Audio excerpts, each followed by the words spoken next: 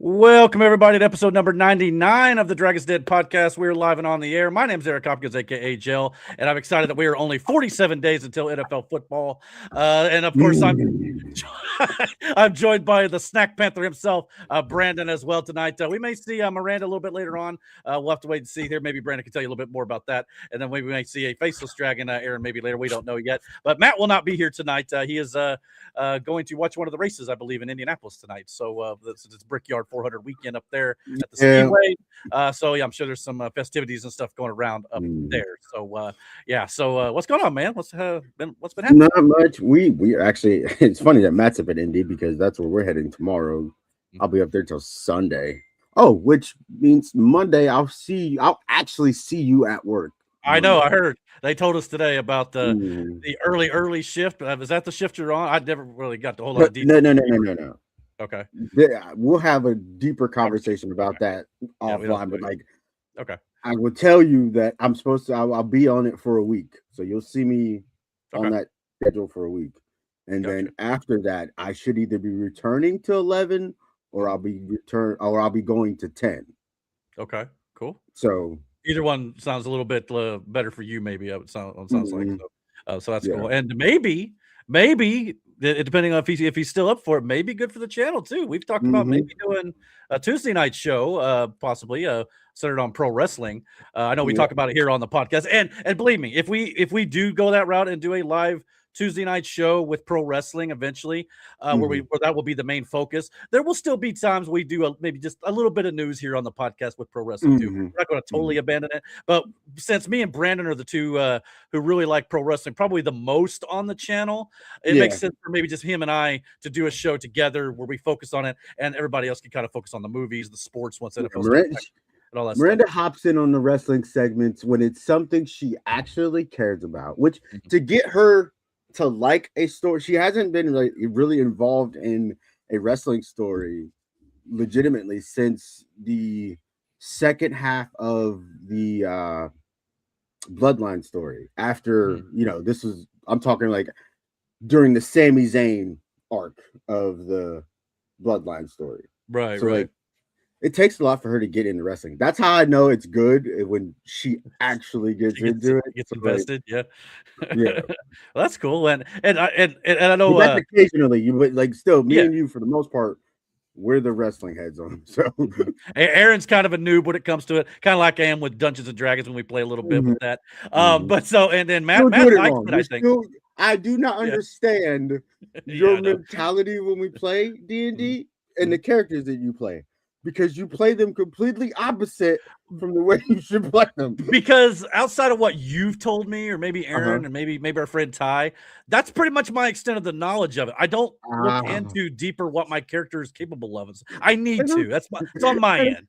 But and I'm like, brother, because again, you played your paladin, full plate armor, shield. You have a shield, and your whole thing was, I'm gonna sit in the back and throw smite. And I'm like, hit him. Yeah. And then you play your ranger, the one that's supposed to be in the back, and you're like, I'm gonna hit him with my switch. I learned quickly this last week. We played a game last Saturday, and I learned quickly that game with the ranger, don't get close because you're just going to get murdered anyway. So I was like, you know what? I'm gonna back off and shoot from a distance. And I'm gonna stick with that from now on. So I've learned at least that much when it comes to a ranger. Yes. But I tell you what, though, Eric, legit, since the first time I asked you to play D&D and you said, yeah, you'll play. It's been a blast playing with you because I've had a good time seeing it from the perspective of somebody who's totally new to it or had played before, but really wasn't that into it, that deep into it. It is so interesting and fun to watch you discover certain things, like when you fully immerse yourself into the story and you're like, okay, this is what I would do, this is what I want this character to do, and you really play into it. It is funny because there are some comedic moments with you and your character a lot. But it's just fun to see that aspect come out again because again, I don't see it from that point of view because I've done it 1,000 times, but there's still moments where stuff is so organic in the story that it's funnier. We had a rash of those our first campaign with Ty. Just funny and off the wall moments that happen. And there are some in this current campaign we are with, with Aaron, but it's still funny to watch you though. Well, and it's funny too because as much as I mean, we've done it now for a few years now where we've played games on and stuff. It's hard to get everybody together, unfortunately, but I feel like compared to where I was when I first started, which knew absolutely nothing about, I actually feel like I can at least hold my own when it comes to like what do I need to do when it comes to fighting it. And I mean, there's some ins and outs. Obviously, I'm still oblivious on, but you know, the best parts though for you, surprisingly, are the ones where we're just in a tavern or just milling about, talking with other NPCs and stuff like that. They're not necessarily fighting anything. It's just the interaction with the world, because those lead into some very off the wall conversations that we'll end up having in these situations. And a lot of it is spurned on by you just doing whatever, you know? Yeah. And I'm kind of unpredictable, kind of like that, you know? It's kind of guy for sure. Speaking of which, we got our loyal listener Mike in the chat. He said, just got on, but just temporarily. He's getting ready to take his. Yes, I just wrote here a second. Well, I guess I'll do these in order. He said, just got on. Where's the crew? Well, we talked about Miranda. She's kind of packing, I think, a little bit for tomorrow's trip. In Indianapolis. Matt's in Indianapolis watching a race for Brickyard weekend, and we don't know if Aaron will show up or not. But if not, for right now, it'll just be me and Brandon for a while. But I expect maybe we'll see Miranda here before the night's out. We got. He also said it's the OG duo here, Sexual Chocolate 2.0 and the Cracker. Yeah, I gotta love the old band getting back together. You know what I mean? So that's for sure. And then he said, I was about ready to mention, he's taking his little kids to Holiday World tomorrow. Mike is. So he needs to get to bed early. Hope to be able to stay next week. Seriously though, Injustice popped in. Just to say hey, so have a great show. Good night and God bless. Well, hey man, thanks for being here. Like I said, but we appreciate your comments. But you know, if you got to do stuff for the family, we totally understand that too. So yeah, it's like it's been. It seems like that was a theme for the weekend. Like people were just, you know, doing stuff, and like me and Miranda had made it a point to want to do more things with the kids this summer. Yeah. So like this just happened to fall on our laps to do this, and it was like, yeah, you know, why not take a weekend and you know. Plus, I've been working midnights lately, so it's been kind of difficult. So, like, you know, but it seems like to be the thing this weekend. Yeah. Well, I think it's supposed to be relatively nice too. I know Sunday is supposed to start heating back up again down here in Indiana. Dude, listen to me, Indiana. I hate your heat, and it's not crazy. Like it's not like Ohio's was any fucking better. No, but this shit, I don't know. It's because we live by the lake. It was a little cooler, whatever. But like here, this ass, dude. Well, you got that big yard too, where there's until you get like to the very back end of your backyard, there's not a lot of trees and shade. I know. So, yeah. I'm from the peanut gallery. What? I didn't hear a fucking corn sweat until I got to Indiana, and we lived in cornfields. Yeah. In Ohio. Yeah. Yeah. This is fucking ridiculous. The corn sweat that makes the humidity here is stupid. Yeah, it's stupid. She is not a fan, by the way. I'm not a fan of it. And speaking of cutting the grass and stuff, like lately, me and her been tag teaming the yard. Like because we have 2 tractors that now work. So like, first of all, that zero turn has cut my grass cutting down significantly. Oh, I bet. From 4 hours. Now that you got it running. Yeah. Yeah. That was anyway. But me and her have been tag teaming it lately and really cutting the time in half. But then it just leaves for us to enjoy the fact that we have this big yard. So like you say that, and then like we will have plans to put a little sitting area in the far back of the yard, like towards the hill, just to look at the fucking stars. But like, I will say that they've got a great backyard to look at the stars at night. It almost makes on a clear night, it almost like envelops you. Brother, I get lost in it. It's crazy. 2 weekends ago, right? 2 weekends ago, me and Miranda went outside into the backyard because we were talking about this. But this is at night, so like, and you know how dark my backyard gets. Oh yeah, and we go like about it though, no glare. Partially down the hill, a little bit far from where we were camping in my backyard that one time, like right past the fire pit. And we looked up, and like, it was everything. We saw Big Dipper. We saw like.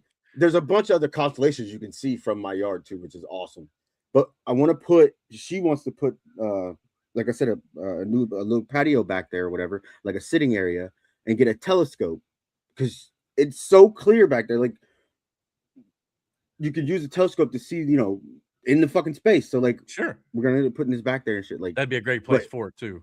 Oh, dude, it is so nice. All I know, and I don't know if it's like vertigo or what, but like I was like literally laying or sitting in a chair looking up at the stars in your backyard, and I got almost like I don't know, made you, I wouldn't say, it's I wouldn't like say it's dizzy, spinning. but yeah, it just kind of makes it like there's just so much to take in from Yeah. that just looking straight up all the time. But yeah, it's a great And place it's to and it's camp and so stuff. quiet the further back you get back there because you can't hear the road. So like it's just quiet and it is peaceful as shit. So I will enjoy that. But like cutting my grass though, when the sun is out back there where I have all those trees, but there's no shade because they're all on the, you know what I'm saying, on the sides. So the middle is just open and the sun is just beating on me. I got done with that part. I went in the house because I had to take a break. I'm talking the whole back of my shorts soaking wet. And I'm like, yo, this is stupid. I got dark. Like I was like, yo, it's trash. He got a tan, you know what I mean? Yeah, I got super tan. Just imagine though, I know you guys were, I don't know if you want to share this, but you're talking about maybe putting it like a little hot tubs or something in the back. Oh yeah. Imagine having that at night, just relaxing, chilling. Oh, dude, you telling me, brother? Yeah, I saw the design. Looks pretty dope. Yeah. When we get it set up, you got to come out. Like, it's gonna be fucking awesome. Well, now we gotta have some more movie nights or something. I gotta bring my projector back. Oh yeah, I want to put my. I'll tell you about that later. We talked about putting the screen on the side of the garage. Like once we do, that work too. Like built into it, like so extending out the garage a little bit, and then building a screen. Yeah, just have it where it pulls down. Wouldn't be too hard. And you roll it up during the weather or whatever. I wouldn't think it would hurt it. So, yeah, I think they're supposed to be pretty well weatherproof too. If you want, especially if we put in a canopy over where we're over the top of all of that. Like the length of the fenced-in yard. It'll be that long because it's all going to be cemented. So we could put in a patio or an awning all the way over to the other side of the garage too. Yeah. You can just use that backyard as a whole. I'm telling you, dude. It'd be sweet. We play some Mario Kart out there. Hell yeah, dude! I'm down for this. Let's do it. I'll have to eventually buy a Switch 2, and we can use the new Mario Kart. Hell yeah! Sure. Yeah, $800 later. But anyhow, brother, they ain't getting no cheaper. No, they're not. I'm honestly thinking about if PlayStation 6 and stuff are like $1,000 or more, I may not do it. I may just keep stuff. PC. Like it's that too. You might as well, because if I'm gonna spend $6,000 or $3,000, I might as well put that into a computer. Hell, I spent $6 on mine. So technically, I'm still paying on it, but yeah, we spent close to a little over 17 for Jaden's. That's crazy, dude. But hey, if you keep upgrading them, though, you can keep doing it and keep doing it. That's the whole point, though. Like, it's cheaper for me to just start buying upgrades as long as I ain't got to replace the motherboard or the GPU. Like, golden. So that's the hard part. It can be done. Yeah, but upgrading the graphics cards and all that shit and memory sticks, his is capable of doing that twice over. I bet you the graphics cards we still have are probably outdated, but like they'll fit in his PC.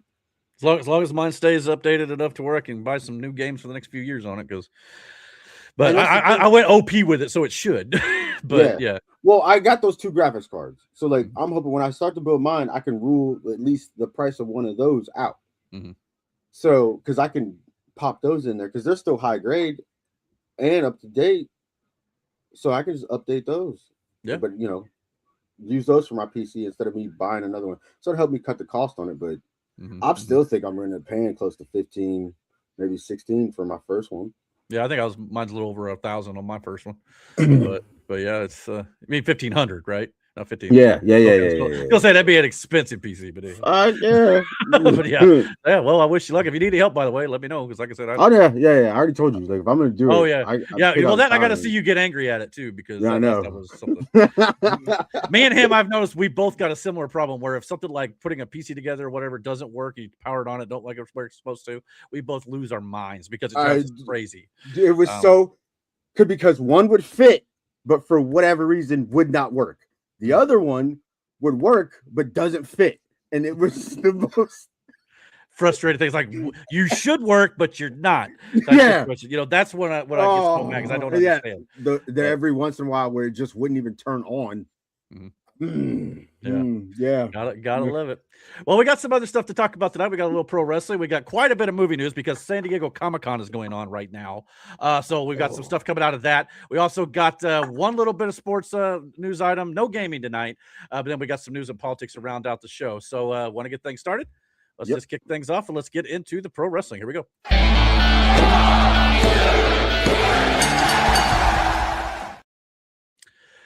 All right, little preview of what our maybe eventual Tuesday night show could be right here with the two dynamic duo, as it were. We had Saturday night's main event from New York City last weekend, and we got brand new women's tag team champions in WWE with Fatal Influence, Fallon Henley and Lainey Reed in particular, with JC Jane in their corner as they defeated Paige and Brie Bella for the tag team championships that they won at WrestleMania when Paige returned. So initially, we'll get into more about what happened tonight on SmackDown in just a second. But initially, when this happened, a lot of questions were going around about, was this the right decision to take the belts off of Paige and Brie Bella to put them on Fatal Influence? Fatal Influence, obviously, kind of, just came up from NXT, kind of a little bit, not been real hot, not really getting over as well right now. Hopefully, this will kind of boost them moving forward. We kind of talked about that could be a possibility last week when we did our predictions. What do you think about their winning of the championship gold here as we welcome in our Faceless Dragon, Aaron, as well? So good to see you, buddy. So, yeah.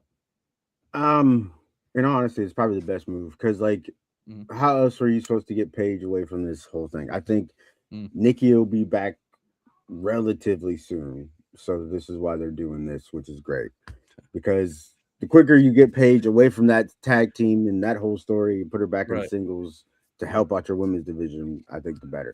But as far as the trio goes, I hope it does something for them, especially what's her name, the main girl there with no title, JC Jane. Yeah. Well, she mentioned tonight on SmackDown that she is now looking towards Tiffany Stratton's United States Championship to give the trio a group of titles. So, and I very well could see JC Jane winning that title whenever that match does end up happening. Yeah. However, it's also interesting that you mentioned Nikki Bella.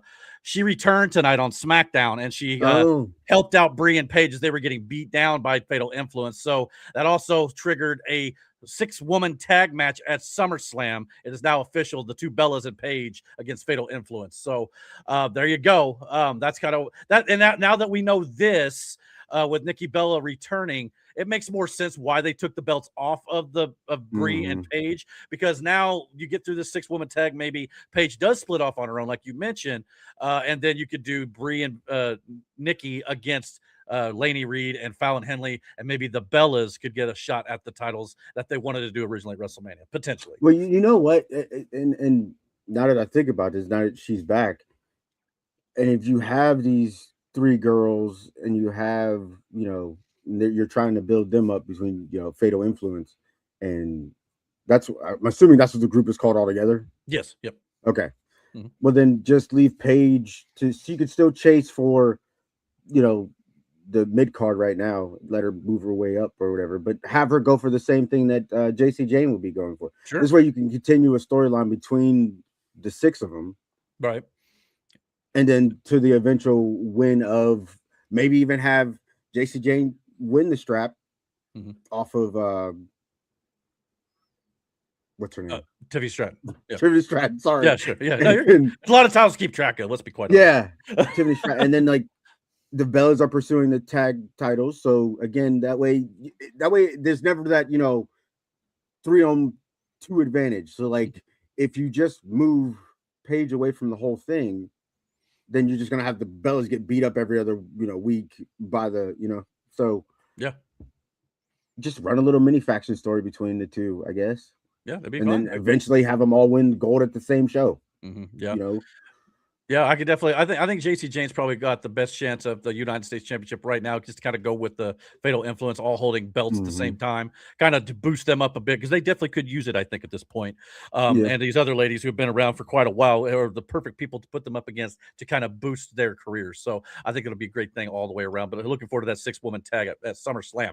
We also got another match announced for SummerSlam. We got a few of them tonight we're going to talk about. And then, of course, next week on our big 100th episode of our podcast, we're going to be doing our full SummerSlam predictions show. So just so you know, but we got another match already for SummerSlam. Sami Zayn is going to face the winner of a fatal 4-way taking place on SmackDown, probably as we speak, between Finn Balor, Damian Priest, Royce Keys, and Trick Williams. The winner of that fatal 4-way will face Sami Zayn, and the winner of that singles match at SummerSlam will be the #1 contender for the WWE Championship. So What do you think about Sami Zayn, who apparently was going on a tirade backstage? And we had Adam Pearce, who made this match official. More on why Nick Aldis was not making that match official in just a second. But Sami Zayn versus the winner of Balor, Priest, Keys, and Williams at SummerSlam. Shit. And the winner of that, I don't know, because like I said, we're doing this show while SummerSlam is on. We'll probably talk about this more next week once we know the winner. Mike usually will let us know that in the chat, but he's indisposed tonight. So we'll talk about it once we know the winner of it later on. Maybe I'll look at it here in a minute and see if I can find it, but I'm sure it's the main event. But any one of those guys would be a great match. I ain't gonna hold you. Yeah, no, for sure. I mean, Balor's already on the show tonight talking about how it reminds him of his first SummerSlam when he won the Undisputed Championship. I think it was SummerSlam that would have happened. So yeah, and then of course Priest already got in Cody Rhodes' face a little bit tonight, talking about how the boys are tired of the same old at the top of the card on the show. So Priest is talking like he won. Of course, Royce Keys got his stuff with the Bloodline, and Trick Williams, the current men's United States champion. So yeah, any of these guys could work. I don't know if I put you. I mean, you could do Keys, but I would think maybe somebody else besides him, maybe Balor or Priest, maybe would make more sense right now. Yeah. But if you're gonna run Priest into a story with Cody, fuck, man.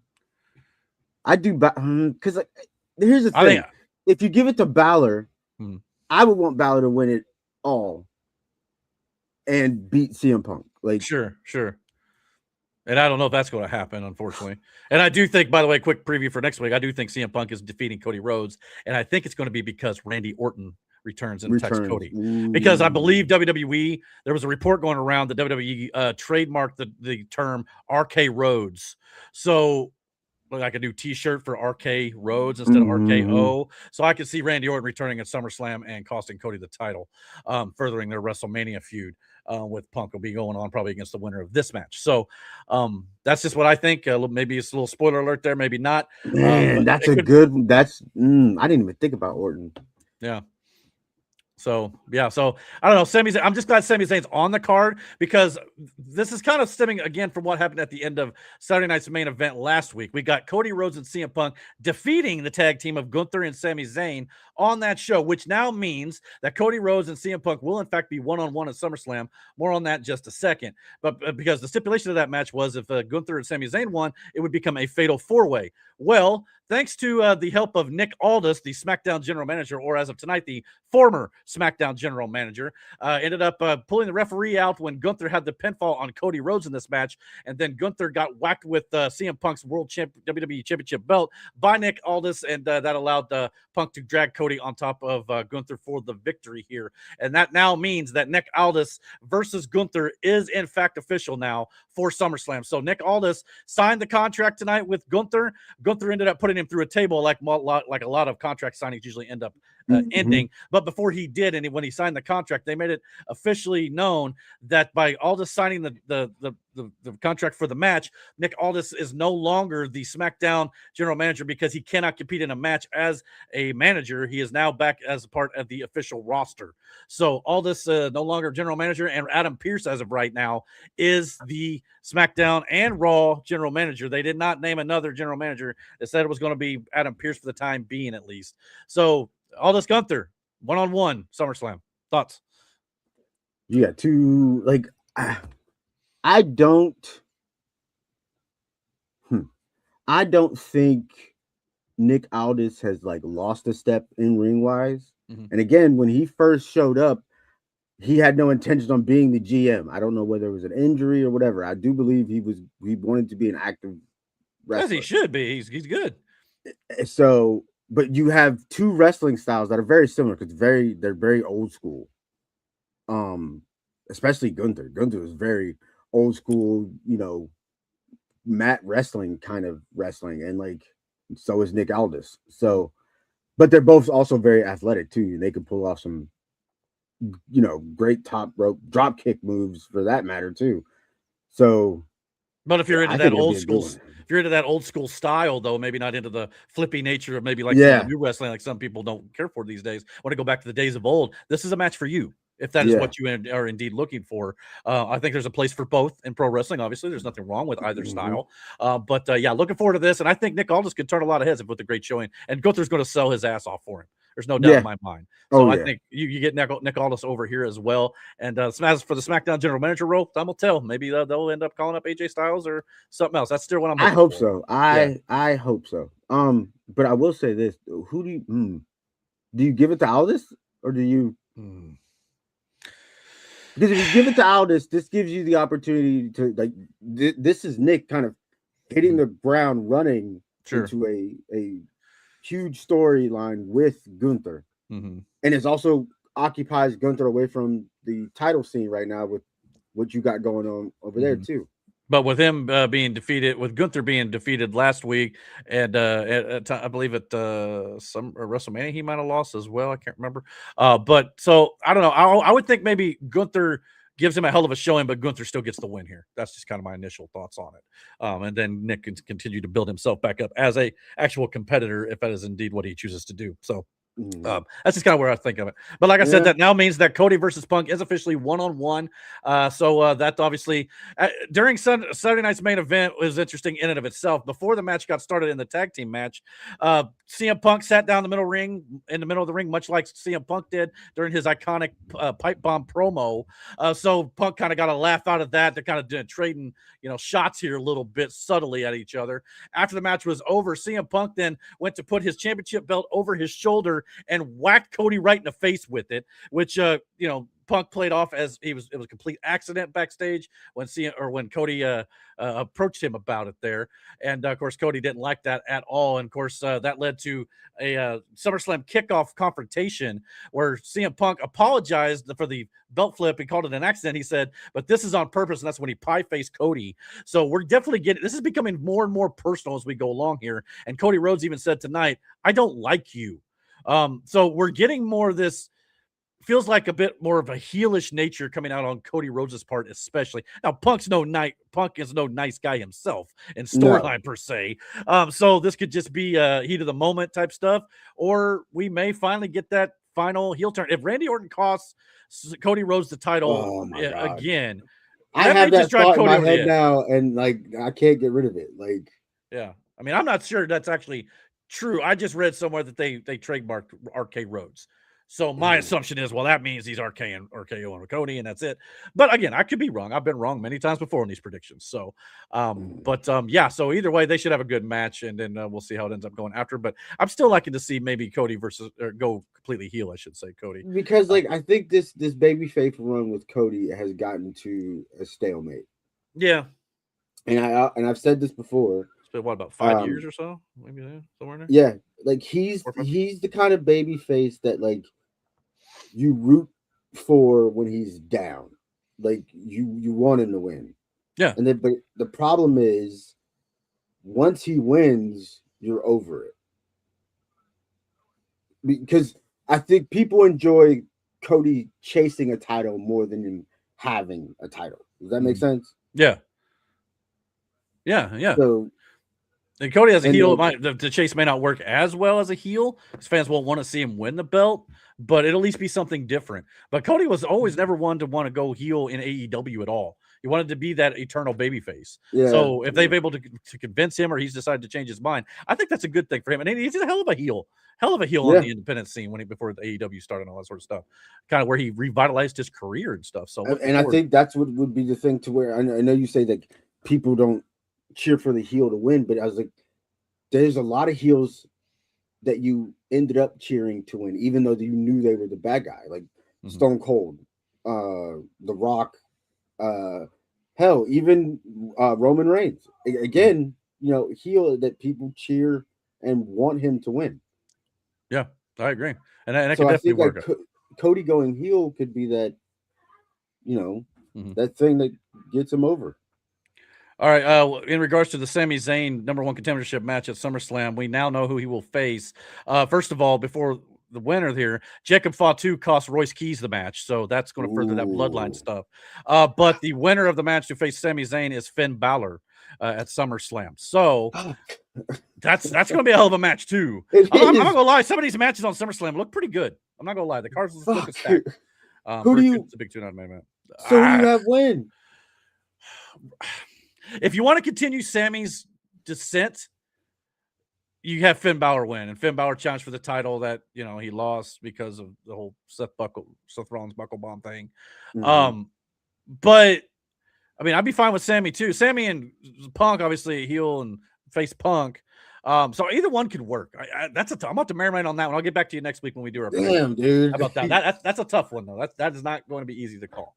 But yeah, looking forward to all those matches. We also got the confirmation of Danhausen will go one-on-one with dirty Dominik Mysterio at SummerSlam here. Obviously, Danhausen has taken all the human monies from the Judgment Day and went to give the bag back to this last Monday Night on Raw, which ended up being fake money, which JD McDonough ended up throwing away in frustration, ended up hitting Obafemi, and Obafemi took his frustrations out on JD McDonough.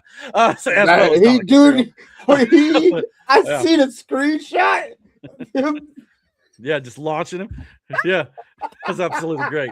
Obafemi's outstanding, and it was just funny that he just happened to be standing there, and they're just it lives like Dom or JD. Turn around, and then I guess Oba was like, Danhausen, is this your bag? He's like, he threw it. I get him. It was great. So Danhausen is on a tear right now, and it's absolutely great to watch. Now, but he can also wrestle, which is crazy. Yeah, for sure. And we're going to see that in spades again on SummerSlam here. Now, I do want to breach something with you here. It's kind of a topic we had a little bit in our private chat as well. So I just want to get your thoughts on it. Joe Hendry ended up defeating Dominik Mysterio this last Monday night on Raw with the help of Danhausen and all that sort of good stuff too.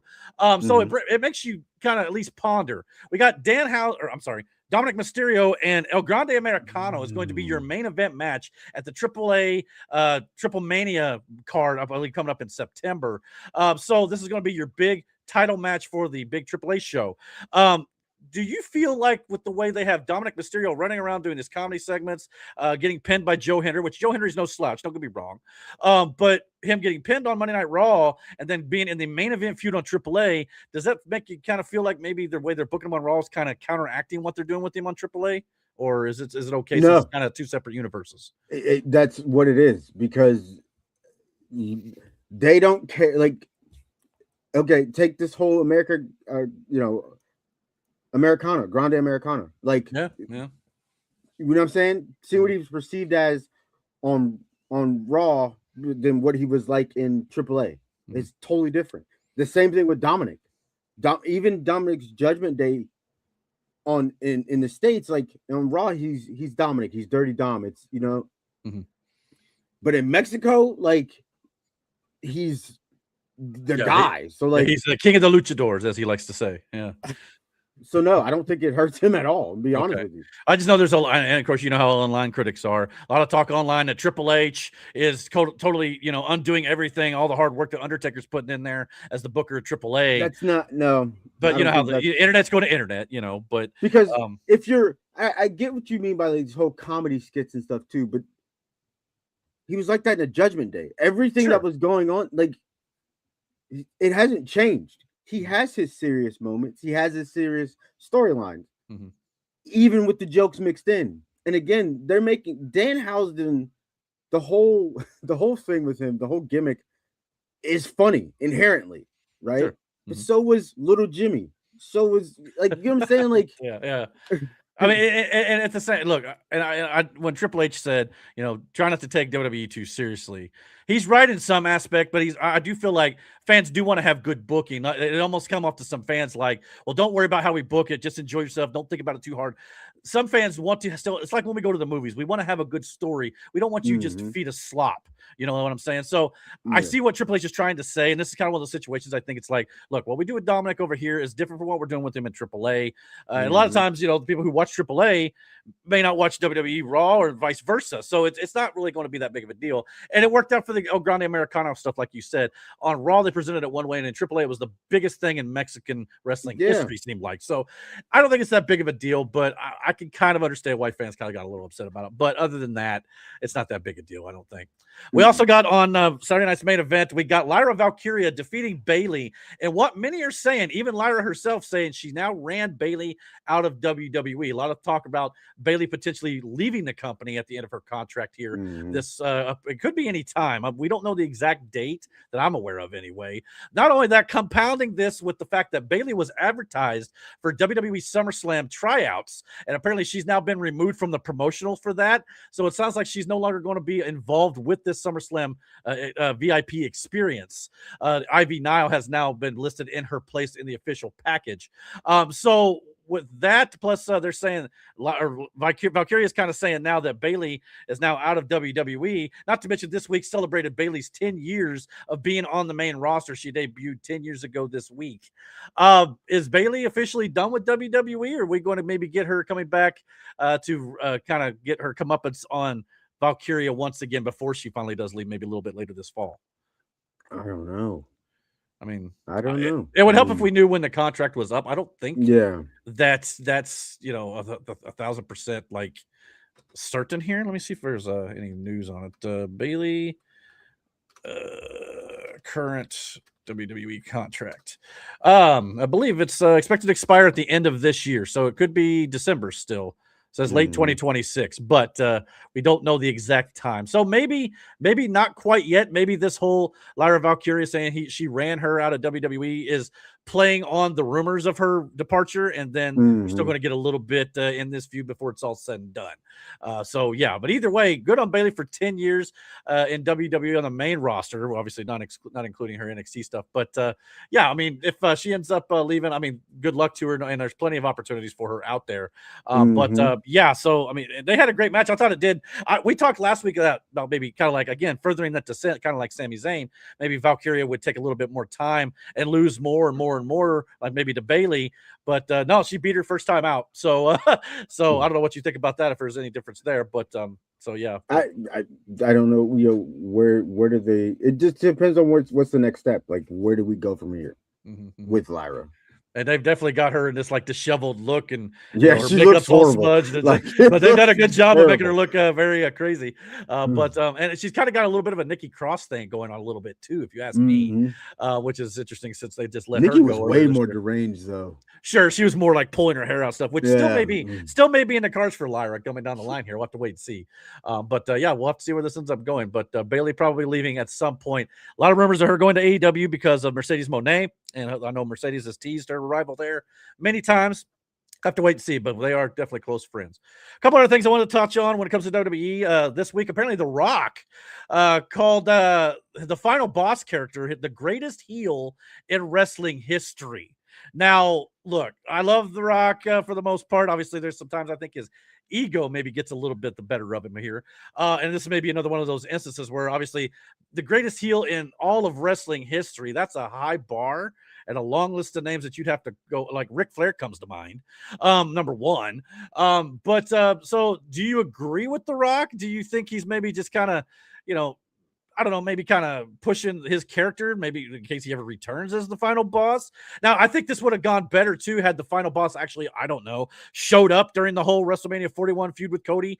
The WrestleMania 40 stuff was good. That was good. But after that, it was like they were setting up this Cody versus Rock match, or Rock and Roman, and we've never gotten a payoff to any of that stuff. So that part sullied it a bit for me. But this stuff here, leading up to WrestleMania 40, chef's kiss. He's right about that. But greatest of all time and real history, I don't know if I buy that one. What do you think?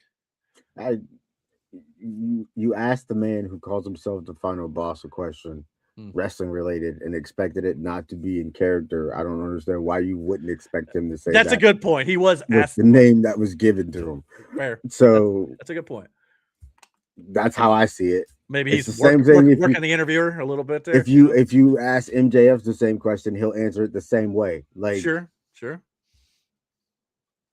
So yeah, So you don't That's think this it. is necessarily what he No. actually thinks this is character? Okay. Yeah. All right. And you may very well be right about that.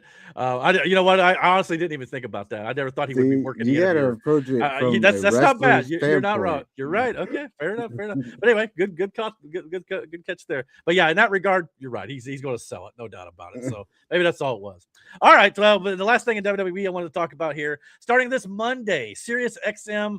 I believe it's channel 156 or whatever, the one that we're Busted Open Radio is on, will officially become and rebranded into WWE Radio, a complete Sirius XM station completely dedicated to WWE, which will now include the aforementioned Busted Open Radio, which reports are now stating that they will not be covering AEW moving forward. It'll be strictly over WWE's content, which they've kind of been doing a lot more of lately over the last, I don't know, year, probably anyway, 6 months. So that's kind of to be expected. Plus, it will be featuring the Cody Rhodes podcast, Stephanie McMahon's podcast, as well as the Undertaker's podcast, will all be available on Sirius XM, this channel here. And they're going to be doing. Okay. I didn't know what you meant. I thought when I first read this, I thought that Busted Open was being called WWF Radio. I didn't know that there's just a channel called WWE Radio. They're just taking over that channel with Busted Open already on it, and they're just going to convert it over. But yeah, it's going to have all their podcasts on it, which they have been doing quite a few in-house. So that makes a lot of sense. Plus, they're going to air live coverage of live PLEs starting this next week with SummerSlam. I believe Vic Joseph and Booker T will be doing live commentary on Sirius XM. So if you can't watch the show, they're going to be able to put it on the radio for you. So that's kind of cool. Oh, okay. Oh, wow. Oh. So wait, who's all going under this Booker T's show? Well, but I don't know about Booker T's show, but Busted Open, Stephanie McMahon, Cody Rhodes' podcast, and Undertaker's podcast. All of those for sure. Okay, and probably more. Booker T, if he's I think he's got one too. I'm not sure if he's involved in this or not. Yeah, he's got a podcast, but he covers a lot of his stuff on. Well, no, that's a lie. He covers WWE stuff. Let me see if it has any other listed here that I got this pulled up. I pulled up the article. The announced team that might be worth a little subscription. Let's see here. For WWE Universe, in addition to live broadcast, the channel will feature audio simulcasts of weekly television programs, Monday Night Raw, NXT, and SmackDown. So kind of, I'm assuming the same thing like they do for the pay-per-views. We got I don't know, Superstar Podcast, Cody Rhodes, 6 Feet Under with Taker, Watch Your Story with Stephanie McMahon, Raw Recap hosted by Sam Roberts and Megan Morant. No other details for any other ones at this point, but basically, just all the stuff that they're doing for the most part. I'm still hoping they don't pull it off of YouTube then now, because I do like watching the Undertaker podcast or Stephanie McMahon's and Cody Rhodes occasionally. I don't watch him as much as the other two, so I don't think they will. Ones. I mean, they're on the WWE channel now, I think, anyway, or they're affiliates. So I don't think there'd be any reason for them to take them off of YouTube or anything. So, but either way, so that's kind of interesting that they're doing all this. So I mean, I thought when I first read that, like maybe it's because I glanced at it and didn't actually read the whole article or whatever. Yeah, I thought that Busted Open was just been bought out or whatever, and now being called WWE Radio. WWE Radio. Well, it kind of has been to some respects. I mean, they might mention AEW in passing, but they've really not. The last few times I listened to it anyway, I admit I'm not a full-time listener of Busted Open, but last few times I listened to it was like, okay, we're really focused on WWE, but we'll mention AEW if something important happens. That's about it. Yeah, you know what I mean. So they've kind of been doing that anyway. And of course, half of their crew is former WWE talent in one way or another. So there you go. But some of them worked for AEW at one point. Yeah, they did. Which one? Mark Henry? Yeah, I think he did. Yeah. That's fair. But they used to cover it more. Yeah, they actually covered it more when Mark was there. Yeah, that may be partially why as well. I mean, and that's fine. There's nothing wrong with just covering WWE, especially if you're it's kind of like when Taker went over from his own podcast to WWE. They ended up kind of going with Michelle McCool as his co-host instead, which I like the other guy. I thought the other guy was great. Yeah, he was solid, but I think Michelle has grown on me. I think she's gotten better at it too. You know what I'm saying? Which that's totally fine. I get it. It's WWE's product now, basically. And Undertaker's he's kind of always been a company man anyway, so it makes a lot of sense. But I don't know if you're interested about any of his work down in AAA. I would love to hear what his booking process is. Like, Doing a especially good job, because from what you're I can tell. with in a different language type shit, and like, you know what I mean? Like, Well, what's that mindset like? How do you treat those characters? Like, how do you? You write it in English and have somebody translate it for. I don't know, but I'm sure he's got enough. Which I thought this week was interesting too, since Rey Mysterio. I saw this last week. I watched AAA, and with Rey Mysterio now being the general manager over there, they got Savio Vega occasionally doing commentary. Where he translates. Really? A lot of people don't like his comment, and I ain't gonna lie, his translation is not as good as Ray's on the commentary. But give Savio Vega a little time too. You know what I'm saying, guys? Like, he'll eventually maybe grow into it a little bit more too. But then Ray sometimes comes back and commentates too. So, but either way, good stuff there from Undertaker on AAA for sure. On the AEW side of things, on the flip side of the coin here for pro wrestling, I thought it'd be interesting to note here that this week marked the official passing of the torch, I guess you could kind of say. Athena has broken the modern day record for the longest reigning champion in the United States with at least one more night. I think it's like 3 or 4 days now more than Roman Reigns, with 70 plus title defenses for Athena as well during this reign. You could argue, well, it's just Ring of Honor, but at the same time, this is the longest reigning modern day record. So thoughts on Athena? Obviously breaking Roman Reigns' record, you can maybe argue it's not as relevant, the island of relevancy maybe, but anyway, still an accomplishment nonetheless for the fallen gods. 100%. Like, that's a long fucking time. Yeah. And 70 plus reigns. I guarantee you, or I'm sorry, 70 plus defenses. I know Roman Reigns didn't do that for sure. No. I don't know if Aaron had something to say there or not. I kind of cut him off. Sorry, buddy. Didn't mean to. No, you're good. I was gonna say something, but it was stupid. Never, dude. It's an open forum. Say what you want, man. But anyhow, I'm not going to cut you off. No. I mean, okay, it wasn't stupid, but it was relevant. Okay. Well, if it's anyway, you can say it if you want to. If you don't, that's okay. But anyway, but yeah, good. What's her shirt say? Athena Elite Wrestling AEW. Okay, which I thought was that's what I thought it said, but I'm like, I could be tripping. Now, I have been, just to kind of full disclosure, I was happy to see that, even though we've kind of been unhappy here on the channel with how Tony Khan's booked Athena on AEW's main roster, quote unquote. She has been featured on Collision a lot as of late and getting some pretty good wins. So I'm hoping this is kind of a start of maybe a renaissance of as sorts for Athena on AEW's main shows. But time will tell, and eventually she's going to have to drop this Ring of Honor championship if she does come up to the AEW brand full time. You could even use that as part of a storyline with her too. Like, there's no reason why she should be on the main roster. Is what I'm getting at. Like, yeah. But this could be. Nobody's gonna beat that record. That's not gonna happen. Just like there's nobody's gonna beat Romans at this point. Like, you get what I'm saying? Like, if realistically, nobody's gonna beat that number in ROH. That's never gonna happen. So like, but you could use this as one of those. It could be a great storyline. Like, seriously, for her to hit the main roster, but like. I don't understand why she is where she is, but congratulations. And to be honest, though, me and Nate at work talked about this a little bit. It was kind of like, maybe this is where she wants to be. I mean, she's getting this huge reign. She's getting booked great in Ring of Honor. She's winning matches.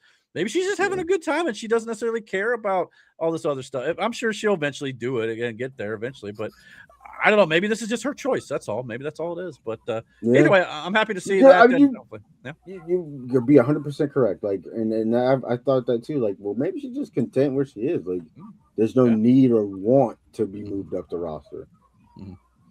But that's still a long time. That's still a lot of pressure every time too, because like you are the face of that business, of that company at that point. You know what I mean? Like, you are like the gold standard. So like, trying to keep that spot too, not getting hurt and doing like, it's a hell of an accomplishment. I hear you.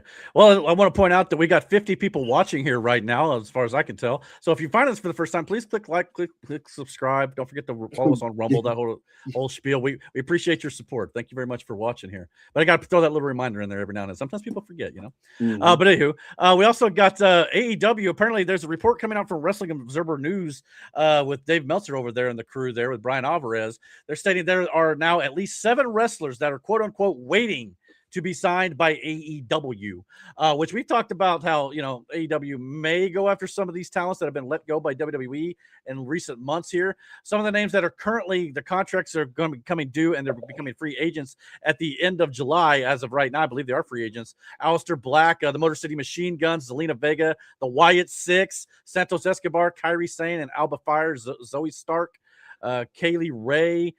So this could be some of the first wave. We obviously feel like here on the channel that Sheamus maybe, but definitely the New Day will probably end up in AEW by year's end. So of these here, obviously Malachi Black, Aleister Black, has a history in AEW. The part of the reason why he left, I think, was to go back to be with his wife Zelina. But if she comes as a package deal, maybe you get Buddy Matthews back and get the Hounds of Darkness or whatever that was called. I don't know, maybe man, you're doing this whole thing with Brody. That's not the play. Well, Brody may not come back. It may be Buddy, her, and Malachi. Maybe that could, and Brody do his own thing with Bandito. But I've also heard rumors that Aleister and Zelina may go to MLW. If that's the case, that's cool. But I think because he wants to work with Karrion. Because I think Karrion's over in, that would make a lot of sense too. Is Dijakovic still over there too? I know Baron Corbin's back on SmackDown. And the Wyatt Six, maybe, I don't know if you bring that whole group in or not. Well, I think Dexter and Indy. Yeah, but that's Dexter is supposed to be at some bodybuilding too. Yeah, I know he's been doing some bodybuilding stuff too. Yeah, I know that Nikki was advertised to be at a show with Damo. Okay, so which is her husband. Right. I don't know. Gacy I seen too is supposed to be at some show. Was it against Zilla? And Zilla may be going to WWE soon. That keeps hearing that rumor. But yeah, before then. And of course, Santos Escobar, there's talking him going to CMLL, which does partner with AEW a bit. So I can see them maybe doing a partnership there, and he should make appearances. Kairi, maybe. I heard she wants to go back to Japan, though. But even again, New Japan, it could be partnership with AEW. It's still, Alba Fire, AEW did sign her former tag team partner from WWE at one point. Yeah. So I don't know if they can maybe go down that route or not. But I could, if I'm going to choose the 7 people I think would come from this, it's the New Day, Bailey and Sheamus, whenever that ends up, ending with Bailey and Sheamus, obviously. I think I want to say Sheamus don't have a non-compete because his contract expired. And then I think the Machine Guns, what is that? New Day, Sheamus, and Bailey. Unless the Machine Guns go back to TNA. That's 6. Yeah, Machine Guns could go back to TNA. That's also an option for sure. So that'd be kind of my 6 or 7 there that I kind of go with. But I don't know. I obviously AEW cannot sign everybody. They just can't. But luckily there's MLW, CMLL, New Japan. There's all sorts of places to go. So these are just some of the options there. And apparently 7 names. Whether that means AEW is interested as well, it just says they're waiting to be signed by AEW. Doesn't mean it's going to happen either. But Tony Khan was asked about it, I believe, this week, Redemption, call before the pay-per-view, and I believe he's like, just gave the typical, we always got our eyes open for talent, that sort of thing, but he's not going to show his cards. But we may see some of these people potentially show up this week at the pay-per-view at AEW Redemption, which is AEW's newest pay-per-view, this Sunday, July 26th from Montreal, Quebec, Canada. And of course, we got the big show here for this. We got some big matches, the Bang Bang Gang and a double chain match against the Dogs. This is kind of a new thing that they've kind of been doing since Jay White's been back. Obviously, got a little bit of a few going on here with the Dogs. What do you think about this? They added the chain to it because Juice Robinson came out on Dynamite swinging a chain to scare the Dogs off away from a beat up Jay White. It could be interesting. I mean, but we'll see how this ends up playing out. What do you think's going to win here? Since we're getting into our predictions.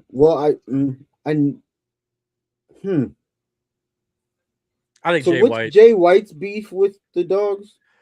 I want to say they might have put him on the shelf at one point. They had history and back in Japan. There's stuff like that. There's all sorts of stuff here. Okay. So I don't know. I want to go with the Bang Bang Gang. Just Jay White gets a win here. Obviously they're not going to bury Jay White coming back. He's been winning pretty well. He got beat up on Dynamite this last week, but I'm just not feeling the Dogs just yet. Maybe I'll feel a little better once Gabe Kidd comes back. I think they need to do a little bit more. I don't know, man. They were different when they were in New Japan. I don't know. I don't know. I'm just not quite feeling it myself. That's just me personally. We also got a 6-way ladder match at Redemption for a shot at the AEW International Championship. Here we got 4 of the contenders: Commander, Jungle Jack Perry, Speedball, Mike Bailey, and the Beast Mortos. There'll be 2 more qualifying matches on Collision tomorrow night. I believe there's AR Fox is involved. A few other guys. I can't remember the names off the top of my head. But they'll round out the 6 here. They'll be challenging probably for I believe it's probably Kyle Fletcher's title, but he could lose that title to Bandito at this show. So we'll have to wait and see. But ladder match could always be fun with 6 of these guys for sure, no doubt. So going to be chaos, no doubt. That's gonna suck ass. I think Jack Perry probably is your most likely win. Well, I don't know though. Speedball Mike Bailey, they've been kind of centering him to maybe go up against Kevin Knight. But yeah, maybe Jack Perry and Kyle Fletcher could be fun, depending on how they ended up doing it. But we'll have to wait and see. Yeah. I may be home in time to watch this. Actually. Right on. Okay. Well, if you are, let me know. We'll watch it on Discord or something together. Okay. So if I'm not talking to my family, sometimes they like to call me during the show, but anyhow, we'll talk about it. So here's the rest of the card here on the buy-in. They're celebrating 80 years of the Rougeau Wrestling Dynasty, which would be kind of cool to see. Then, of course, on the main card, we got the Painmaker, Chris Jericho versus Tommaso Ciampa, no holds barred, so that'll be a bloodbath. Mark Davis defends his national championship against Andrade El Idolo. We got Cage and Cope defending their tag team championships against the Death Riders, Claudio Castagnoli and Pac. We got Hikaru Shida defending her TBS championship against Maya World. We've also got Will Ospreay and John Moxley versus the Young Bucks. Kyle Fletcher defending the international title against Bandito. The AEW Women's World Championship, Tekla defending against Willow Nightingale. The winner gets Mercedes Moné at All In. And then, of course, Kenny Omega versus Kevin Knight for the AEW World Championship. The winner gets Will Ospreay at All In. So, thoughts on all these matches? What stands out to you, and who's going to win? From this distance, Andrade looks like what's his name? Bunny. Bad Bunny. Wild. How you know? So yeah. Shut up. I think Andrade wins. Yeah, hands down. Cope and Cage retain, obviously. Yeah, I don't know if and when FTR is coming back. That could be a thing, but I don't know where they're going to go with the Cope and Cage thing long term. Tag team wise, I can maybe see them wrestling each other one more time before hanging it up. That might even be Edge's retirement match, to be honest with you. Maybe both their retirement matches, but yeah, I think they retain the tag titles here. Maya World, I think, is winning the TBS championship. Yeah, I was about to say, I would give that to Maya World. They'll throw her that bone after her putting in the work during the tournament, the O'Hart Cup. Which I think would be great. And nothing against Shida. I think she's been doing a pretty good job since she came back. But Jericho and Tommaso, I would assume Tommaso goes over here. But wouldn't be surprised. Could go either way. It depends on what you're going to do with Jericho. Like, or what you're going to do with Tommaso Ciampa, too. Like, I'm still holding out for Johnny Gargano to leave and go to AEW, but probably not going to happen. The planking Johnny Gargano, by the way, something wild. It's craziness. So yeah, it just depends. Young Bucks and Ospreay. I think it's Ospreay and Omega here. I'm sorry, Ospreay and Moxley, not Omega. My apologies. But if you're setting up the Young Bucks for the New Day, maybe they get a win here. But I just don't think you're going to pin. You're not going to pin Ospreay. You might pin Moxley. You're not pinning Ospreay before All In. Not to mention, Ospreay on Dynamite I thought was interesting. There was a spot in that tag match that he was in with Moxley where Ospreay had an opportunity to tag Omega or Moxley. It was a 6-man. And he chose to tag Omega. Moxley looked upset that he didn't tag him. So they're laying those little seeds already for Ospreay and Moxley to eventually probably not work out in the long run. So I like that little subtle hint there they had. So that'll be fun. I think Kyle Fletcher probably retains against Bandito. I just think they're really high on Fletcher, and then you do that with the winner of the ladder match. You think Bandito's got a shot or not? Yeah, I do, but because like the way they've been pushing Bandito, sure, Ring of Honor World Title. I mean, maybe. I'm not going to be surprised. I think if it happens, though, it's going to be one of those things where, because they were teasing this last week as well, him and Okada's friction in the Don Callis family with Fletcher. So if anything, maybe Okada could get involved here. Maybe Brody King gets involved, and somehow it goes Bandito's way, and that leads to Okada versus Fletcher. I could see that as well. Which again, that Danhausen family, all the heavy hitters are going to implode at some point here. Tekla, I think. Well, no, I take it back. Willow Nightingale's winning the title here, and she'll go up against Mercedes Moné at All In, and I think I think Willow Nightingale even may defeat Mercedes at All In. Because there's no shot Mercedes beats Tekla. Like I don't care. Tekla is the second best entertaining woman since she's doing a great job. Don't get me wrong. Since what is her fucking name? Toni Storm. Yeah. Okay, gotcha. Yeah, the woman I believe she took the title off of. Correct. Yeah, I could be wrong. No, you're right. I just feel like Willow versus Mercedes is the match at All In, and they better not let Mercedes beat her then, especially if you work all that. That's exactly what's gonna. If you take it off of Tekla, because you're not gonna like. There's no way Monet beats Tekla. Like that's crazy. So it has to be Willow. You think Monet's going to win? I know you're kind of on this kick, which I don't. You have every right in the world to feel this way that Mercedes is the one they're going to book to win it all. I understand, but I feel like they really love Willow too. They took her out of the tournament, injury, fake or not. I know you got your theories on that one, to put Mercedes in there. So Willow versus Mercedes almost sounds like the natural place to go with it there. But the fact that they love Willow so much, I just have a hard time believing they're going to have Mercedes beat her. Like Willow is in their minds the future of the women's division, if not the present. So I don't know. You may be right, but I think Willow wins here, and we'll see how the rest of that goes come All In. But yeah, and then speaking of that, the main event, Kenny Omega versus Kevin Knight. Kenny Omega's winning. This is no dispute here. Kevin Knight's going to have a great match against Kenny Omega. He really, truly is. But Kenny Omega is going to put him over like $1 million. But Kenny Omega, Will Ospreay is your main event of the biggest show in AEW's year. So there's no doubt in my mind Kevin Knight will lose this, but he'll still have his TNT championship moving forward. So yeah. I don't know if Brandon's got any thoughts on that or not, but I guess we'll move on. But anyway, that's the AEW Redemption Prediction Show. So hope everybody enjoys watching that show this week. I think it'd be a fun show. As their pay-per-views are always great, as we always say here. It just depends on what they do storyline-wise, but everything else looks pretty good to me. So, got any other thoughts on pro wrestling? No. A lot of good stuff. I know some people are a little upset with booking here and there lately, or maybe some behind the scenes stuff in like WWE, TKO, Saudi, things like that. I get it, but at the same time, there is a lot to look forward to, in my personal humble opinion, when it comes to pro wrestling. So look forward to seeing more of that. All right, well, let's get into the movie news stuff here. We got quite a bit of stuff in regards to that this week. As I said, I said earlier, Comic-Con was this week. It's still going on through tomorrow, maybe even Sunday. I'm not sure. But let's get into it. Here we go.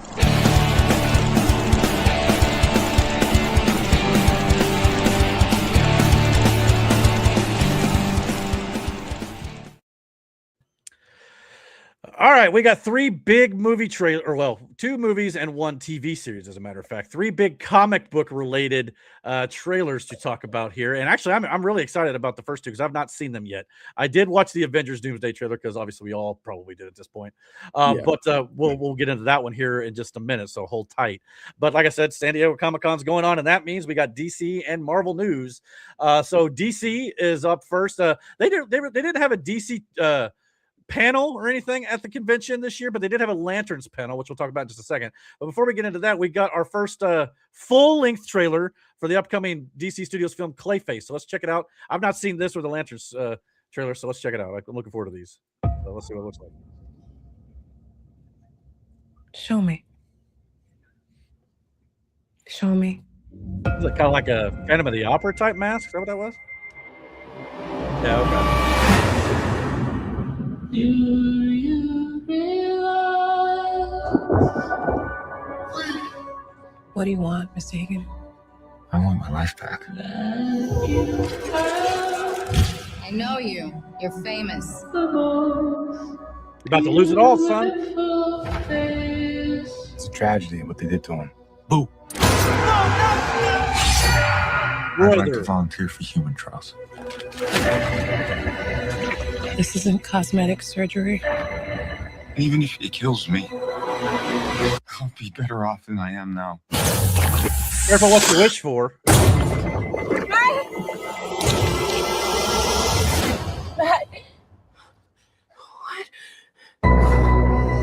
Look, okay. You okay? I'm okay. I feel great, actually. I have no idea what side effects you'll have or how to treat them. Sir, the seatbelt sign is on. We're in unknown territory. Oh my God. Brother.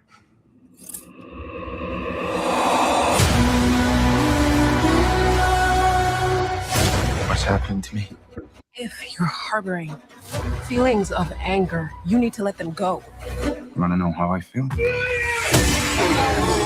The people I trusted betrayed me. The justice system failed me. They stole my career, my money, my life. I'm a monster. Bruh. Oh.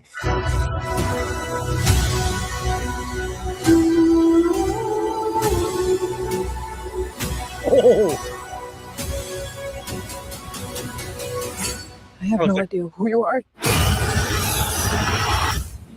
Oh, they're saving the reveal. Oh. I was kind of hoping we get to see a full shot, but apparently not. But I ain't gonna lie, he looks a little bit like the Joker here. In some Look respects, like Pennywise. yeah, that's a good example. I like that.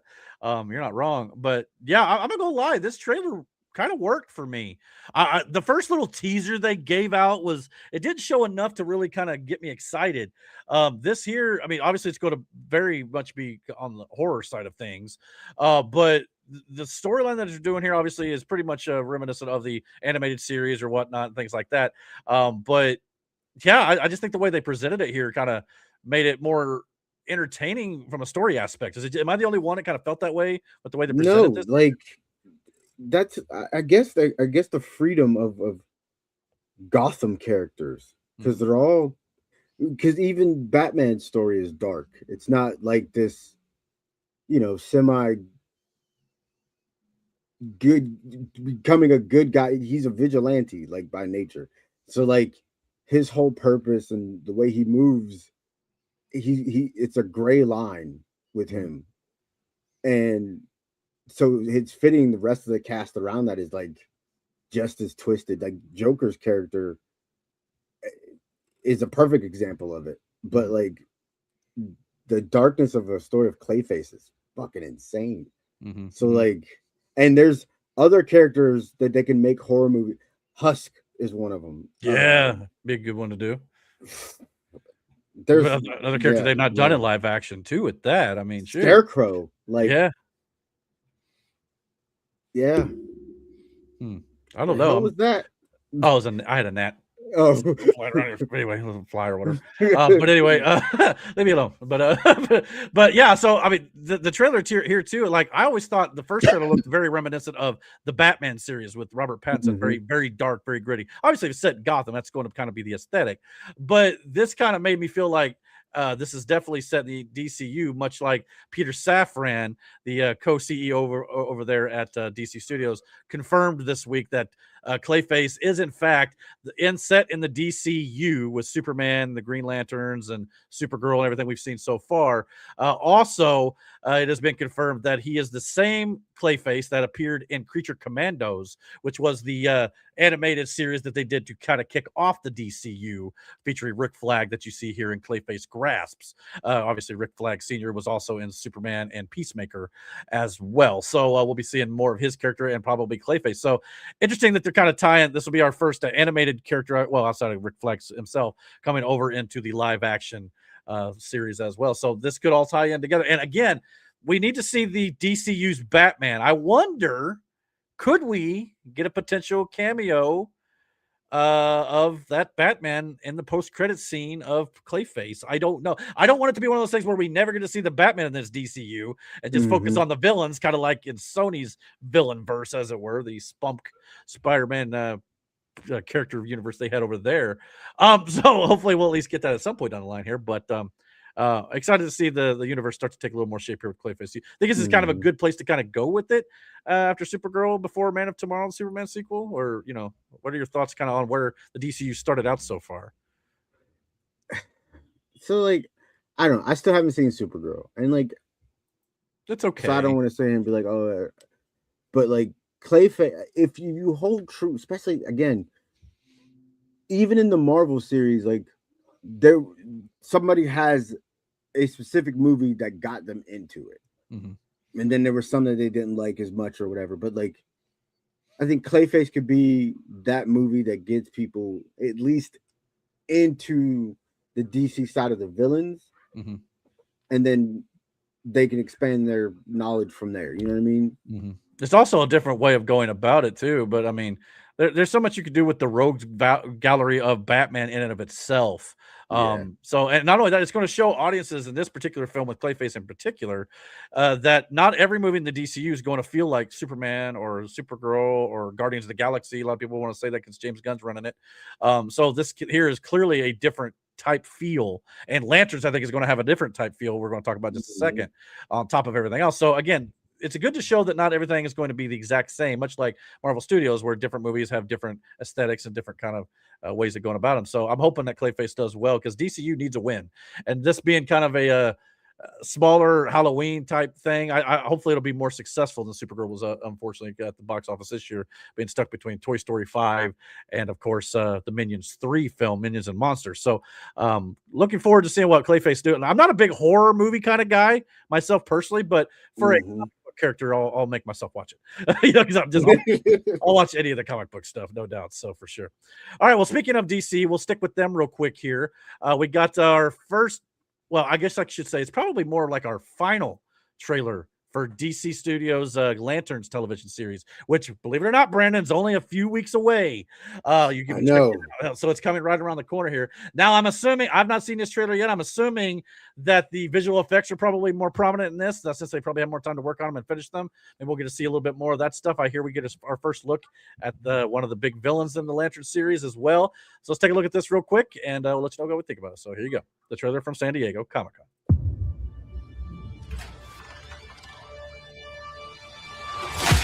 Oh, nice. What the fuck? It's time to get up, Junior. Time to train. So, you're a space cop. No, I'm just being trained. All right, new lesson. Take the ring. You fly. Just fly. I'm sorry. Fly, please. That's us as children. What the fuck is that? You're the backup quarterback. For now. Yeah.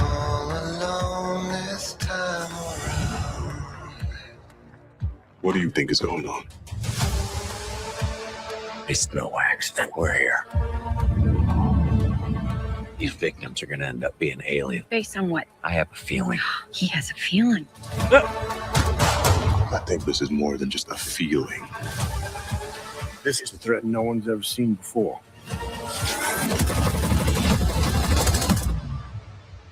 What do you know about manhunters? Uh-oh. You hear that word? Manhunters are the most dangerous beings to ever exist in the galaxy. Here we go. It could take the form of any species. Oh. So it could be anyone. He's gonna send an army. Oh. You down. Guy Gardner? Do you resent Hal Jordan? The ring's always been mine. Jordan's just keeping it warm.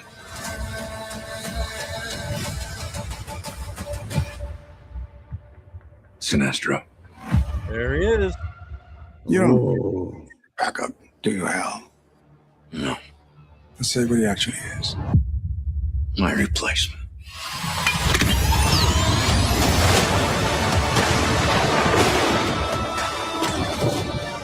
Bright as day. In black as night.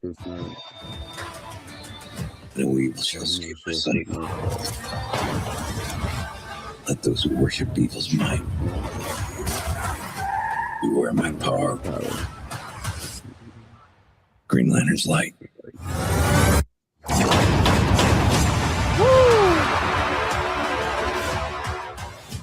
about a beer?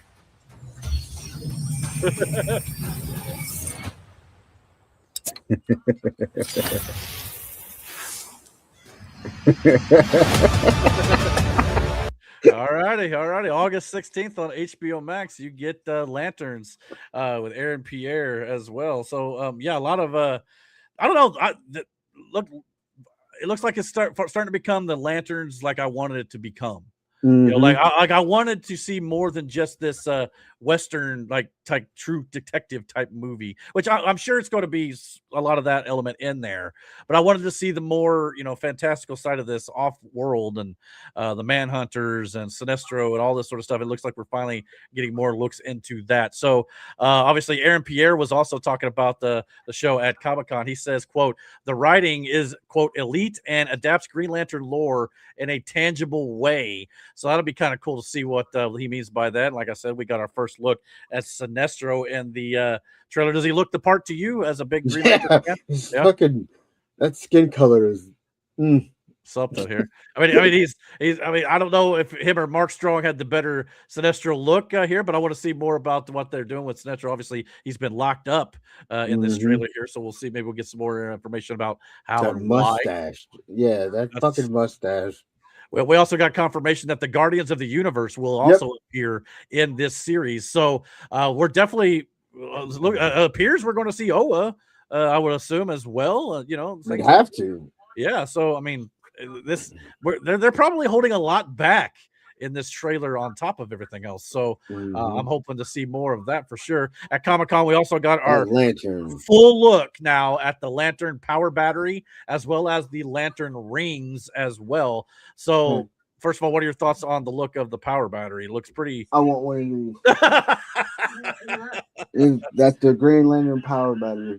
You stick the ring in there to power Stick the ring. the ring in there. So I got to get the ring and the battery.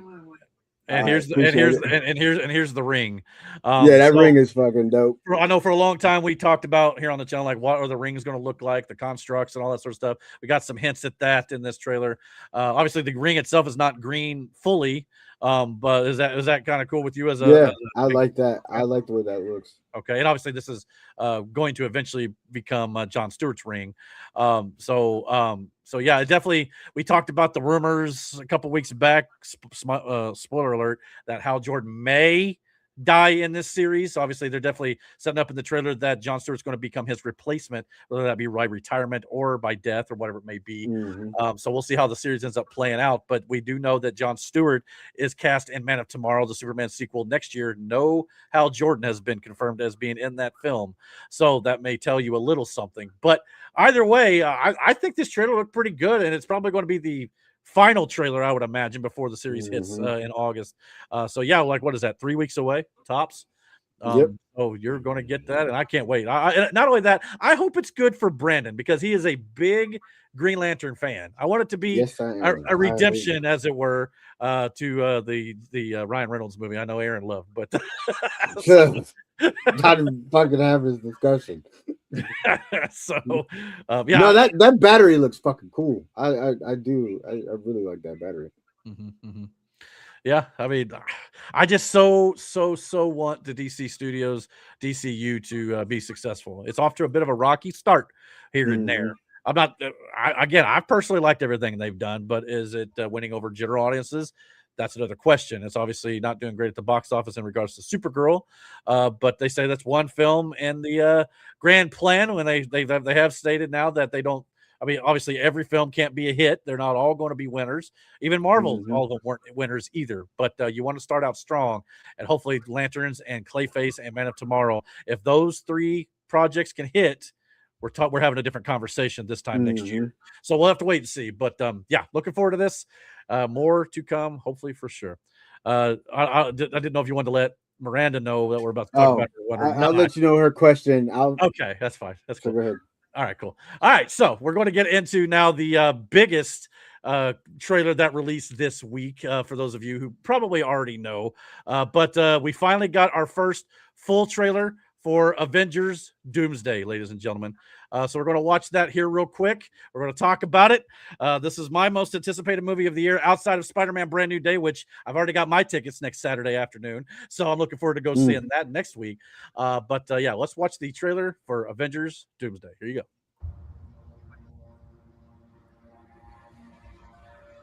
Something's coming.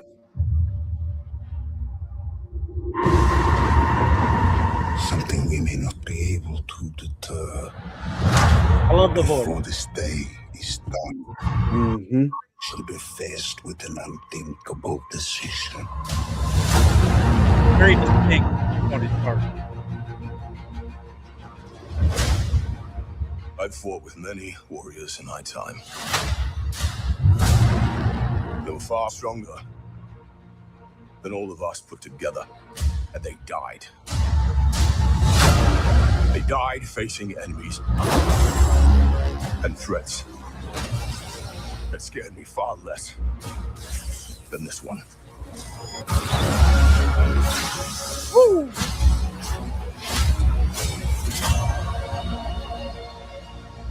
Everything that they sacrificed will be for nothing if we do not stand together. Put aside your petty squabbles. Presume nothing except this.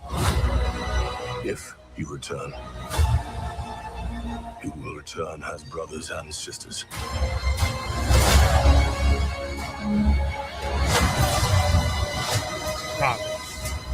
Mark my words.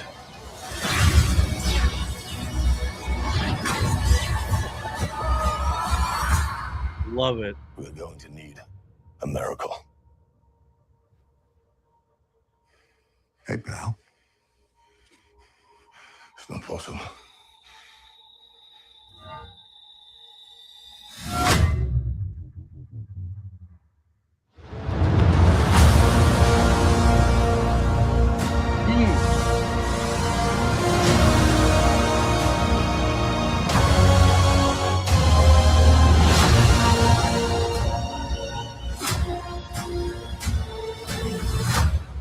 All right, so there you go. Right after my birthday, so that's one of a happy birthday to me for sure. Which is now a little less than 27 days or 4 months, 27 days. So not too far off, a little less than 5 months.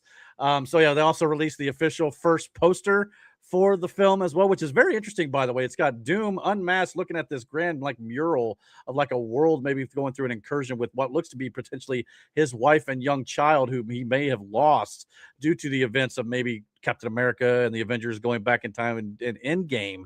That's my theory on it, at least. So that could be why he's got a vendetta against the Avengers as well. So looking forward to see what they. And by the way, like I said, that voice that Robert Downey Jr. is doing as Dr. Doom, very distinct from Tony Stark. I think it kind of sets him apart. So it's not just like he's doing Tony Stark in a Doom mask. You know what I mean? So I think that's great as well. At that thick Latvian accent too. Of course, we got some great shots of this stuff here. So before I get into the rest of it here, Miranda had a question for me. She wanted me to maybe answer. So I'll see. So yeah. Hold on 1 second. Okay. Yeah. What was your doomsday question or theory? No, he's really alive. Oh. So she's wondering if that's really Cap. Mm-hmm. Well, like really Cap. Sure. And I have a theory that it's Cap, but it's not our Cap. So it's not. Yeah, that's true. You know well, it's interesting. It's interesting you mentioned that because the first little short teaser they put out earlier this year with him holding his son that he had with Peggy Carter and stuff. If you notice in that trailer, he's got really like short hair, like Cap would have, no beard. This one's got longer hair with the beard. So it's got a lot of people speculating about, is this Cap? Is this not Cap? Cap, no Cap. Haha, get it. See if I can find Shut up. But yeah, there we go. So it's got people questioning whether or not this is actually Steve Rogers that we know and love from our current MCU 616 universe, or is this Captain Hydra? Now, people have been trying to state that, well, he's holding Mjolnir, so he's obviously worthy. So, but people forget too, I believe in the comics, Captain Hydra as a villain was able to use deception and was able to wield Mjolnir, despite the fact he's a villain. So again, it leads to the theory about who we're actually looking at here. With the multiverse and all this stuff being in play, you can't trust things just based purely on appearance in this movie, which I think is going to be a lot of fun if they use it to their advantage. So that's a good question. I don't know the full answer. Is your theory any different than mine that I've kind of presented here? No. Kind of I think I think it's going to be Captain Hydra. Well, it's interesting. All the promo material we've seen is Steve Rogers wearing nothing but like a black shirt and just street clothes. A lot of people was like, well, that's because he passed the shield off to Sam Wilson and he's the current Captain America, but he could have like his old Captain America gear on, like, or whatever, some sort of suit of, to fight with or something. But the fact that he's the whole nomad gimmick. Yeah, the nomad gimmick. So a lot of people kind of wonder if him being in the street clothes is kind of a tell that this is not the Steve Rogers that we've known, or a variant of him. Maybe he's more evil, or it's just a variant and he's a good guy and he just don't dress like Captain America. I mean, there's always that possibility too.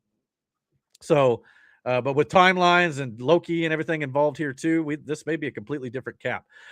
So yeah, it's a good question, and I don't have an answer for her. Sadly, there's no answer here until we actually see more. But the things we do know about, obviously, 25 years on, we got Magneto and Professor Xavier once again playing chess, and looks like they might be even saying their goodbyes here as potentially the X-Men universe is being destroyed in this incursion, potentially by Dr. Doom himself. We'll have to wait and see. A lot of rumors and media or potential leaks online. If you want to look them up, you can, but I don't want to ruin anything here on the channel for anybody. We also get our look at Ant-Man and his daughter Cassie. Then and now, I think Ant-Man's biting it. I think he's eating an agonizing death here. And to be honest, if they are resetting the MCU, it makes sense. Potentially, this may be the end of Ant-Man's run. His movies itself, outside of the first one, weren't that successful. He's kind of a side character. He's kind of expendable potentially. So if there's any death that sticks, I think this may be one of them. But it is the MCU. Who knows? Now I want to get into this shot. This is the money shot, right? The final shot almost of the trailer where you got Thor going up against Dr. Doom here, and Dr. Doom stops Thor's Stormbreaker axe with a mere 2 fingers. So for those of you who remember, in Avengers Infinity War, Thor did not go for the head, as Thanos poignantly pointed out here. This time, Thor goes for the kill shot, and despite the fact that Dr. Doom does not have all the Infinity Stones, he's still able to thwart Thor with relative ease. So this is the MCU explaining to the audience that you thought Thanos was bad. You ain't seen nothing yet, folks. But it also shows you that how strong Thor is, because he still was able to stop Thanos with the Infinity Stones.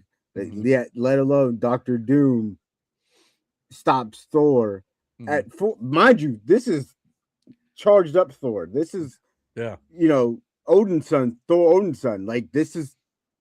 Well, I'm glad you said that, because there's actually some rumor out there that the lightning in the film may be more yellow, which is the Odin force, as it were. So if he does kind of take on that, so it might actually be upgraded even further in the actual film. I don't know how else to put it. If you didn't think Dr. Doom was a bad villain, he bad, boy. And we got our buddy Damon in the chat, who's been on the show as well. He said, howdy. He said, Odin Force. Absolutely. And you might be absolutely right about that. And I honestly don't know. And like Thor says in the trailer, they're making a point to, let you know that he's fought with people far stronger, and they all died fighting a threat that he feared far less. And he's talking about Thanos. So he fears Dr. Doom even further. And obviously he's talking about Iron Man, and he's talking about Black Widow and many of the other heroes we've lost, like Gamora. But what is for certain here, though, Marvel holds the top 4 movie trailer views of all time. Avengers Doomsday secured the 2nd biggest trailer launch of all time, right behind Spider-Man Brand New Day, which comes out this year, or this next week, as a matter of fact. So I thought superhero movies were dead, ladies and gentlemen. That was the online narrative. Superhero fatigue, correct? But just within the last 2 years alone, Deadpool and Wolverine, Avengers, and Spider-Man Brand New Day have all had outstanding YouTube views for sure. It could be all across all social media, but either way, it's not so much superhero fatigue. I've been saying it for years. It's bad superhero movie fatigue. We want good films. That's all it is as an audience, let alone just superhero movies. But Kevin Feige, who's been doing the rounds for Spider-Man Brand New Day, also let out a lot of information before we even get to Marvel Hall H tomorrow night at Comic-Con, where he will reveal even more Marvel nuggets, which we'll talk about next week here on the show. But what we know this week, Kevin Feige has confirmed that Avengers Secret Wars will not be split into 2 movies, as we previously talked about. He said, quote, "not in this world." I don't know if I believe him. I wonder if he's going to throw a swerve and say it's split into 2 parts tomorrow night. That's a possibility. So we'll have to wait and see. But he's saying right now it's only 2 movies, Doomsday and Secret Wars, for sure. Oh, yeah. Damon also mentioned that Dr. Doom has got runes all over his armor, which you can maybe see here on his glove in the trailer, which might explain how he's able to block Stormbreaker. So I'm sure he's using magic as well, for sure. So there's some things they may be holding back a little bit, but either way, that's still part of his power set. So he's definitely able to stop Thor with ease. So good call there, Damon. I appreciate the look out there. His fucking suit looks dope, by the way. Oh yeah, that's going to be great. So him sitting on his throne. Oh, dude. Hey, don't steal my job. Well, he's not taking your job. Yeah. No, we'll always need both of you here on the channel. We'd love to have you both for sure. Yeah, Aaron's our guy in the chair, but we love the little tidbits. Kevin Feige also says he does not see the MCU rebooting after Avengers Secret Wars, as some reports have stated. We talked more, like Kevin Feige stated here, that there's a nice roadmap to where we can go from Secret Wars to comics. Kind of give us if you kind of know the comic, you kind of can tell where the storyline is going. Also, I think a comic called Time Runs Out is another one they're leaning heavily upon. But he says they see it more as a reset, not a reboot. So that he said there's going to be a lot of familiar things that carry forward, but there will also be a lot of new and different things that'll carry forward after Secret Wars as well. So kind of like the DCU a little bit in that respect, taking some stuff that is old, bringing in some stuff that's new, which like recasting Iron Man, Captain America, that stuff will probably happen for sure. Feige also shared details on the future of the MCU, saying that Secret Wars will establish a new universe that's easier to follow. It'll be streamlined, simplified, and one single universe. Like, and I said some things will be familiar, some things won't be. Marvel also has tentative plans for movies running all the way through 2042. 2040, that's 16 years from now. Kevin Feige says that as for whether we can hold on to 2000 until 2024, who knows? Will those be the movies that will be made? Who knows? But they have tentative plans. They have more concrete plans up to 7 years out from now, which makes sense because they got to plan ahead a little bit here. So 2042, I'll be 60 years old by the time the MCU maybe even ends at that point. But he said that those plans also include major X-Men pushes as well as live action Miles Morales after Sony's animated series is over next year. So as we've speculated here on the channel before. So Wolverine may literally be doing this till he's 90. I believe he'll be in his late 70s at that point, if it was that the case. Yeah, so thoughts on 16 more years in the MCU? I'm fine with it if it's good and I'm allowed to see it all. But I better start eating healthier and start working out. I'll tell you that. But I'm down for this. But yeah, Marvel and I honestly, and again, this is all before we get to Marvel's College Comic-Con panel tomorrow. I think we're going to get maybe the next 2-3 years of movies already because they probably already got those at least planned. They're probably not going to give out the next 5+ years or 20 movies, but I could see 5 or 6 films maybe being announced. And then I think we're going to get a Vision Quest trailer, White Vision. And I think we're maybe going to, yeah. And I think what else? Well, I think we might get maybe our new Black Panther casting as well as maybe an X-Men casting. I think we might get that. We'll have to wait and see if I'm right next There's week. no way you don't get an X-Men casting shown. At least one X-Men. Yeah. In Doom. Like you got Cyclops, Mystique, who looks fucking dope. Well, we already knew they're in the movie. I kind of wonder for Avengers Doomsday. Remember how we had that video that had all the chairs, that had all the cast members? We know about them. I wonder if we get the rest of the cast tomorrow too. I don't know. It's about a possibility. Maybe. Because you got you're gonna have Jean Grey in Spider-Man. At least that leads me to my next point here, and I'll get to your comment here in just a second, Damon. Feige also went on to state the Brand New Day Spider-Man's film takes place before Avengers Doomsday. There's reports saying that it was concurrent with the movie. He's now stating it takes place before, so that makes sense. It comes out 6 months before or so. So that's kind of cool. But Tom Holland himself, Spider-Man himself, has stated Jean Grey will not appear in Spider-Man Brand New Day. She's not in the movie, he said, but it would be pretty cool. Now, I definitely think he's lying because this is our first shot at Sadie Sink in Spider-Man Brand New Day was also released.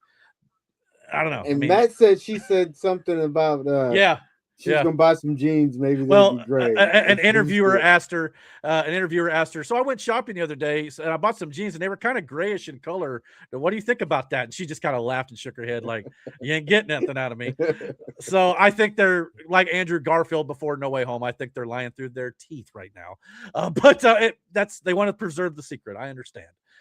But yeah, like you said, this is probably going to be the first major X-Men in the MCU after the Secret Wars reboot moving forward. But I wouldn't be surprised if we get a Magneto casting or something like that at Comic-Con as well.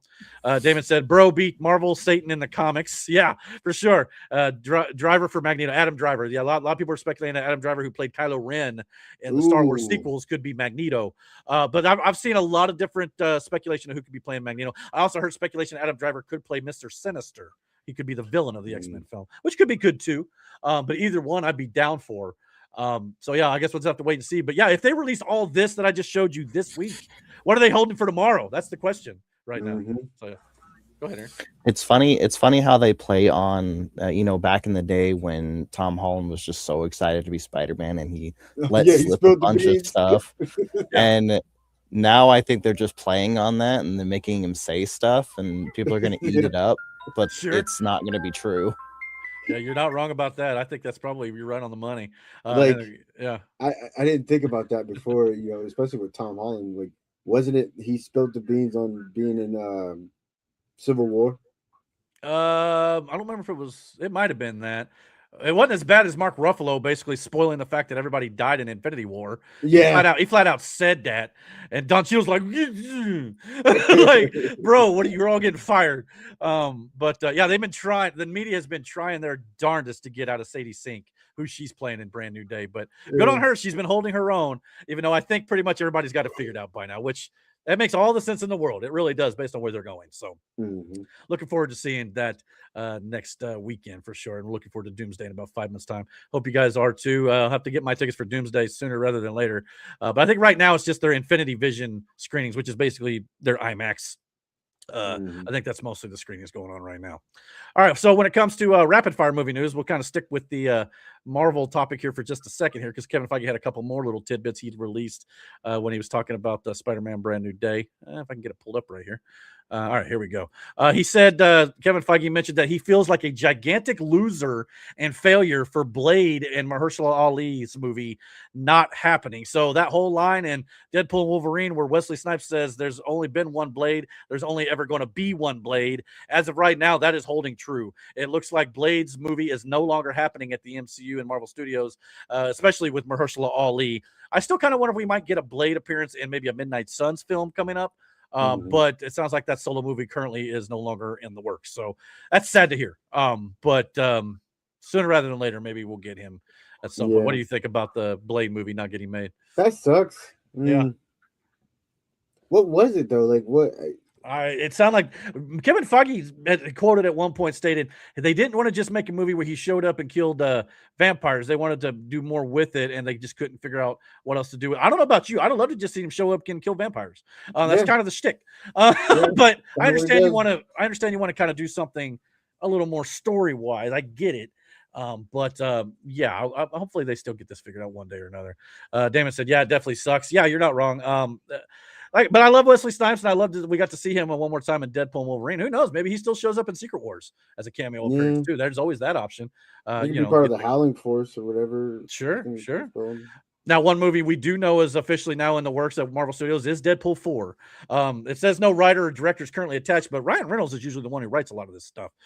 So I'm sure he's hard at work at that. There's also heavy rumors going around right now that since we had Deadpool and Wolverine team up, that the next Deadpool film may team up with Spider-Man, which is, they got a bit of a friendship and a bromance even at times in the comics. This makes all the sense in the world. And even Tom Holland himself was quoted this week as saying, yeah, I'd love to do that. How could we make that work? So it sounds like that's on the table. So I don't know about you, but I'd definitely be excited. I don't know how you would do a Deadpool and Spider-Man movie for kids. I feel like it's something I need to see. Well, we might get a little hint at that because remember, Punisher is in Spider-Man: Brand New Day, and apparently that movie is written in a way to where it still keeps true to the character of Punisher, but done in a way to where it won't like hurt the little kids' ears and things like that. So we'll see what they do with Punisher. If they can make that work, maybe they can do Deadpool the same way. They did release a PG-13 cut of Deadpool 2, I believe, at one point.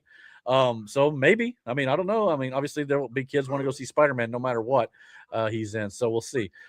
This is not happening, but the only other team up I want to see on film is this one. Yeah. Before, 100%. this whole thing's over. So I'm still kind of would be okay if they recast Mark Ruffalo, but that's just my humble opinion on that one. But I'd still want to see a Hulk and Wolverine. Hopefully who would you get to play Hulk? I don't know. Or, I guess Bruce, yeah. Well, I mean, you could always just do no Bruce or no Banner, only Hulk. You could do that route, but I don't know. A lot more CGI there, but I don't know. I really don't know. Mark Ruffalo just rubbed me the wrong way so many times. I'm just trying to look. He's the one thing I'm not looking forward to looking at the Spider-Man Brand New Day. I'm looking forward to seeing Hulk versus Spider-Man and Punisher, though. That could be fun. Away from the comic book stuff, though, we also got a live-action Call of Duty movie coming out in 2028. It has now been officially confirmed that movie will be set in the Modern Warfare universe. So, does that give you any ideas and thoughts since you're the big gamer with Call of Duty?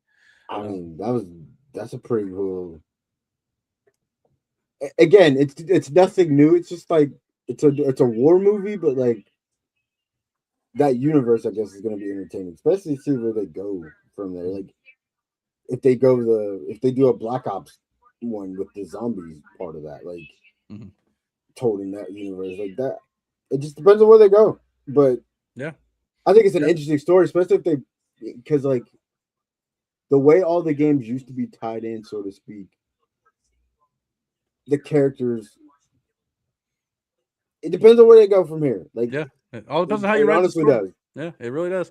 All I'll say is stay frosty. Yeah, and the only reason I knew that reference because it was in the comments, but yeah.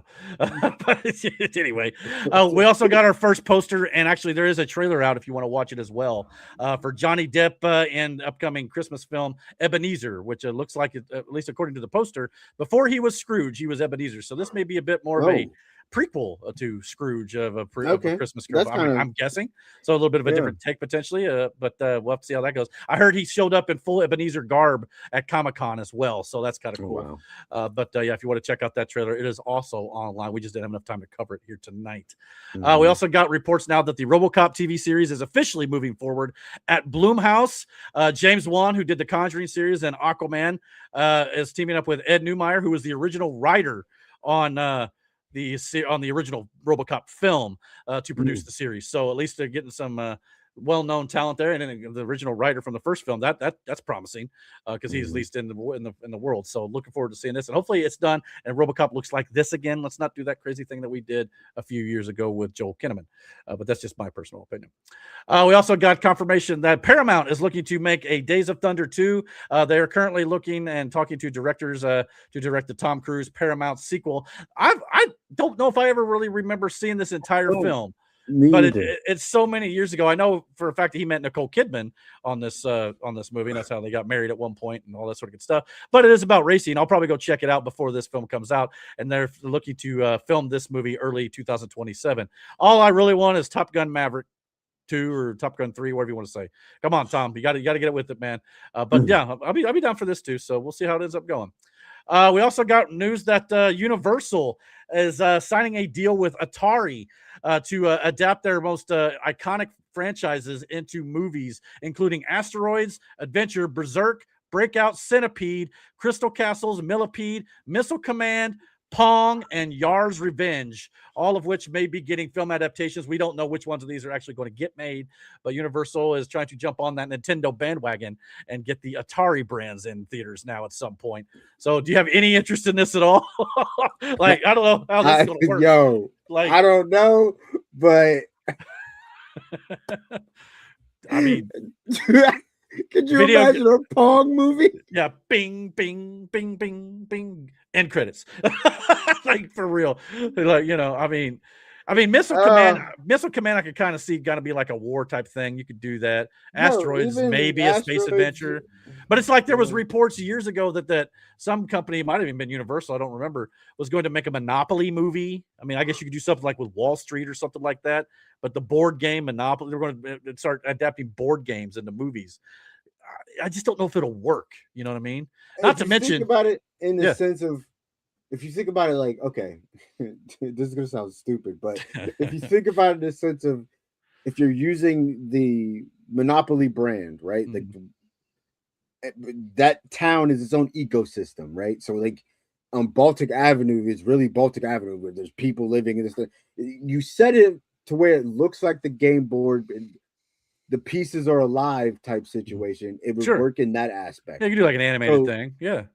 Even with Atari, if you go over it like the Wreck-It Ralph way, but with Atari shit, I guess it would work. But well, when it comes to that, that's a good point. We already kind of got that film though, which I ain't gonna lie to you, I thought was a solid comedy romp with Adam Sandler. I'm not gonna lie to you, I didn't hate this movie. I thought it was kind of fun. But yeah, they adapted a lot of the Atari stuff, Pac-Man, Centipede, Donkey Kong, all that stuff in there too. We're going to get the 3D version of Donkey Kong, I think, in an animated movie here for too long, but Donkey Kong Country stuff. But yeah, so I mean, I don't know. I'll be curious, but they made this work somehow. Maybe you never know. We'll have to wait and see. We also got some sad news. Unfortunately, young deaf actress Kaylee Hottle sadly passed away. The Godzilla versus Kong star. She played Jia, whoever you pronounce it, in the film series in the Godzilla X Kong and Godzilla X Kong New Empire a couple years ago. She passed away at the age of 18 in a car accident. So definitely sad, tragic news here, no doubt about it. So we wish her family, well and all that sort of stuff. Hopefully everybody will be all right eventually. But so yeah, it's just kind of sad. We lost 2 Godzilla X Kong stars in just a few days. Kaylee Hottle has already been in the series, and of course Sam Neill will be making a posthumous release next spring in Godzilla X Kong Supernova. So sad news there for sure, no doubt. But yeah, just tragic. That's just way too young, man. 18 years old. Her life's not even started yet, Just sad. We're kind of ending this on a little bit of a sour note when it comes to movie news here. But Disney is laying off several hundred people across their entire company. The majority of the layoffs are on the studio side at Pixar. This, I think, in my opinion, kind of feels like, well, we got AI coming in. It's going to start doing all of our movies, so we don't need as many animators and designers. And so that's kind of the way it feels to me. And it kind of feels like the way of the world coming up sooner rather than later for a lot of different companies across the world. But Pixar may be one of the first hardest hit. Of course, with Disney movies not making nearly as much money as they used to be as well. Maybe that's part of it as well. Well, stop putting your agenda stuff in there. That's what I can say to it. Yeah, so tough to hear Disney Pixar movies, they're all classics. People like, and we haven't had a Pixar movie like this in a while. A lot of the new stuff that they've come out is either sequels with a lot of these characters already in them. Where's the Bugs Life sequel, by the way? That movie was pretty solid. It was like the second movie they ever did. So where's that, number one? And then 2, when they do like new animated characters, like new franchise, they don't always catch as much as some of these older classic characters do. So Up was a man. Also, where's the WALL-E sequel? Come on, guys. Like, for real. I know a lot of people want a Ratatouille sequel, but I've heard that they really don't want to touch that again. Like, that's like a one-off to them. So we'll see if that ever ends up happening. But yeah, WALL-E and Bugs Life, dude. Come on, man. Incredibles. Yeah, or Up. Yeah, you can do Up too. I mean, why not? Get the. I cried. That movie made me cry for real. It's pretty crazy when that first 10 minutes movie. Yeah, it'll make you bring out the waterworks for sure. So, yeah. We also got that shit is saddest. What's also sad here is we got politics taking shape in the world of movies. We got a California judge halting the Paramount Warner Brothers merger. Also, the Writers Guild of America is also seeking an injunction to block the deal in the United States. However, they're trying to cite that this is going to be too much consolidation and it will kind of create monopolies and not as much content and all that sort of stuff. But over there in Europe, the European Commission approved the merger, saying that they don't believe there'll be enough less content being made. They believe there will be more, just enough competition to go around as well. It's not like a monopoly situation. Not to mention these people, these judges, and these companies who are trying to strike and stop all this. They didn't have a single problem when Disney bought Fox. Yeah. But now that a Trump-supporting CEO over at Paramount wants to buy Warner, they want to put a stop to it. And unfortunately, it sounds like Paramount has officially the merger itself has been put on hold, as the deal will now not move forward until June of 2027, or until the courts issue a ruling on the current lawsuits that are currently being challenging or that are currently challenging the merger. So whichever comes first. So if the rulings come down, maybe it'll be finalized this year. If not, we may have to wait almost a year for this to get done. This is all about, a right-wing CEO, friends with Trump, owning CNN, number one, because that's what would be involved in this merger. And it's just the fact that Paramount's already pretty well stated by the way California's treated them. They may end up moving out of the state. I mean, a lot of movies are not being made in California anymore because of the way the taxes and things like that are done. They're maybe made in Georgia, Tennessee, or like England is made, where a lot of movies are made these days. So Paramount may be the next in the line of moving out of the state if they were to get this done as well, which is why California's ticked off, because it affects their economy and all that stuff. Well, maybe your policies need to change. Maybe they'll stick around. Maybe you quit trying to block them. Maybe they'll stick around. So yeah, I hope Paramount ends up getting this. I think eventually it will go through, because this will all get litigated, and these holds will be wrapped up and done with. But yeah, they're playing hardball. But this is politics in our real world entertainment, and it sucks. It really, really does. And I know a lot of people didn't want Warner Brothers to get sold at all, but they really don't want it to get sold to Paramount. They really don't, just because of what's up there. So yeah, so that'll do it for movie news this week. You got any thoughts on that? Or no, man. Other than I'm pretty excited for these next two movies. Legit. Well, and for Marvel, you mean? Lanterns, yeah. Well, and Lanterns. Sure. I can't wait for that show. Oh, I'm so fucking pumped for that show. We should watch the first episode together. I'm fine with that. Yeah, just let me know. I don't remember what day that falls on. Is that a Sunday? I think it might be a Sunday. Yeah, it's a Sunday, August 16th. So yeah, we may have to do that, especially with your shift maybe being different. We might be able to pull that one off. So we'll have to wait and see. Maybe we'll do a watch along or something. We can upload to the channel or something. Yeah. So yeah. All right. Well, let's hit one little thing in sports, and then we'll move on to our Rebel exclusive part of the show here as well. So let's get into sports real quick.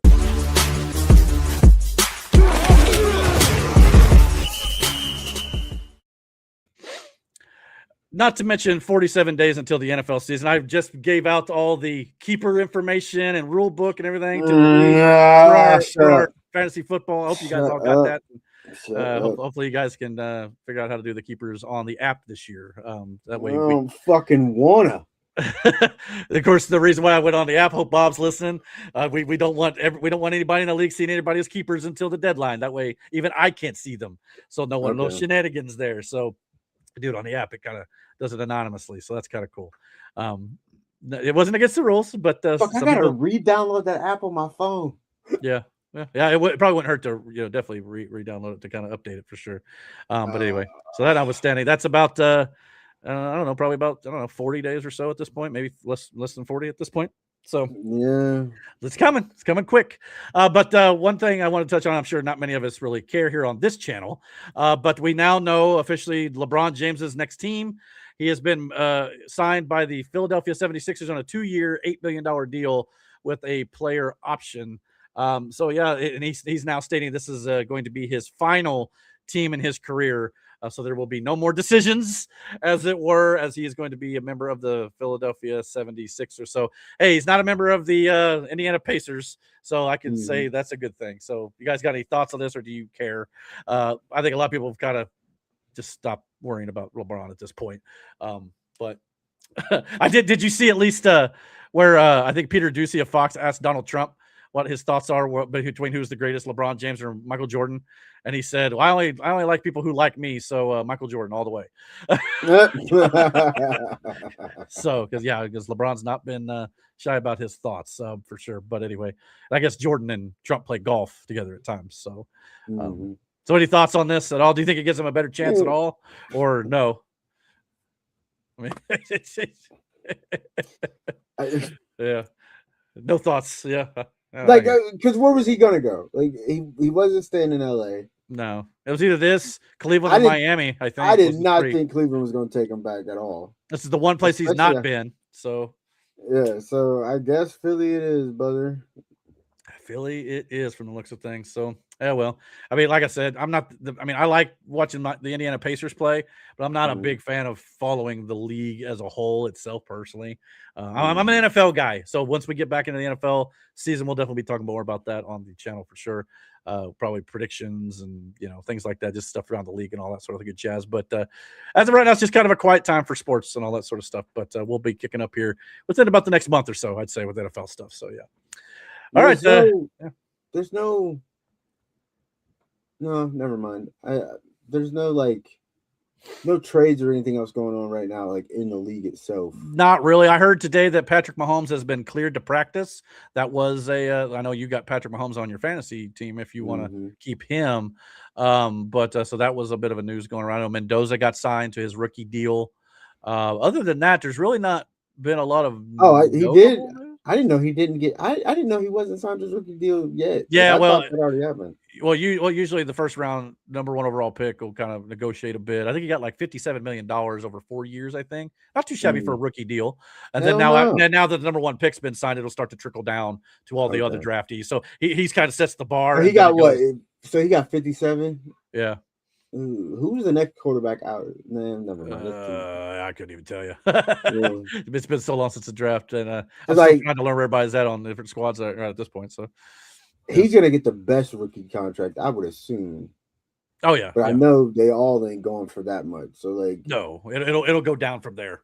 Start at 1 and it'll come down from there. But so yeah, so happy for him. Even though he may not play this year, it looks like Kirk Cousins is going to be the starter, at least for the foreseeable future. I got a feeling Mendoza will play the second half of the year because the Raiders ain't. I wouldn't think unless Kirk Cousins just lights it up. But yeah, I think Mendoza will eventually play second half of the year personally. So who's gonna grab Mendoza? I'm wondering. Somebody's going to get it because again, in our keeper league, you get to keep up to 3 years. The first year might be a wash, but 2 years after that, you never know what he could do the next 2 years. So, I'm curious as to who's going to snatch his ass up off the board. I don't think. I mean, it might be short or earlier than you might think. I should say. I know that's like my wonder is like who's going to grab him first. I mean, I don't think it'll be first rounder. If anybody, it'll be Matt or Aaron if he's smiling in his profile photo. He said he's going to choose a different criteria this time. I forget what he said, but he's I don't think he's going by smiles this time. Scowls. Scowls. Or arrest records. You could do that. That's wild. I mean, hey, am I wrong? That's wild. For sure. What? No comment on that, Aaron? He might be preoccupied. Yeah. But I don't know. I'm just because I have a lot to think about. I was looking at my roster and I'm like, man. I hear you. Hey, you got like about 5 weeks now or so to think it over with your keepers, and so I'll remind everybody before we get to the deadline as well. But so yeah, just be thinking about it. So just let me know if you have any issues with it, and we'll go from there. So all right. Well, we're going to get now into our Rumble and X exclusive news and politics segment, Dragon's Den After Dark. So for those of you who are watching us on YouTube and Facebook, thank you so much for watching. We're going to end the show here on those particular platforms and move over to the exclusive part of it here. But if you're finding us for the first time or you're a returning viewer, thank you for watching. Please hit subscribe. Don't forget to comment below. Let us know what you thought about all the stuff here on the show so far. Follow us on our X accounts at the bottom of the screen or in the description box below. And definitely follow us on Rumble where you can get the entire show with Dragon's Den After Dark as well over there. But we'll be back again here next week at Friday at 9:30 p.m. Eastern Standard Time for our big 100th podcast episode. So definitely join us for that milestone. We're looking forward to that. I'm still trying to figure out if I can think of something fun to do for that. I can't quite tell just yet, but we'll see what ends up happening there. But definitely join us for that. So everybody else, if you're going to be sticking around with us on Rumble or X, we'll see you guys in about 5 minutes time. See you in just a few minutes. Take care.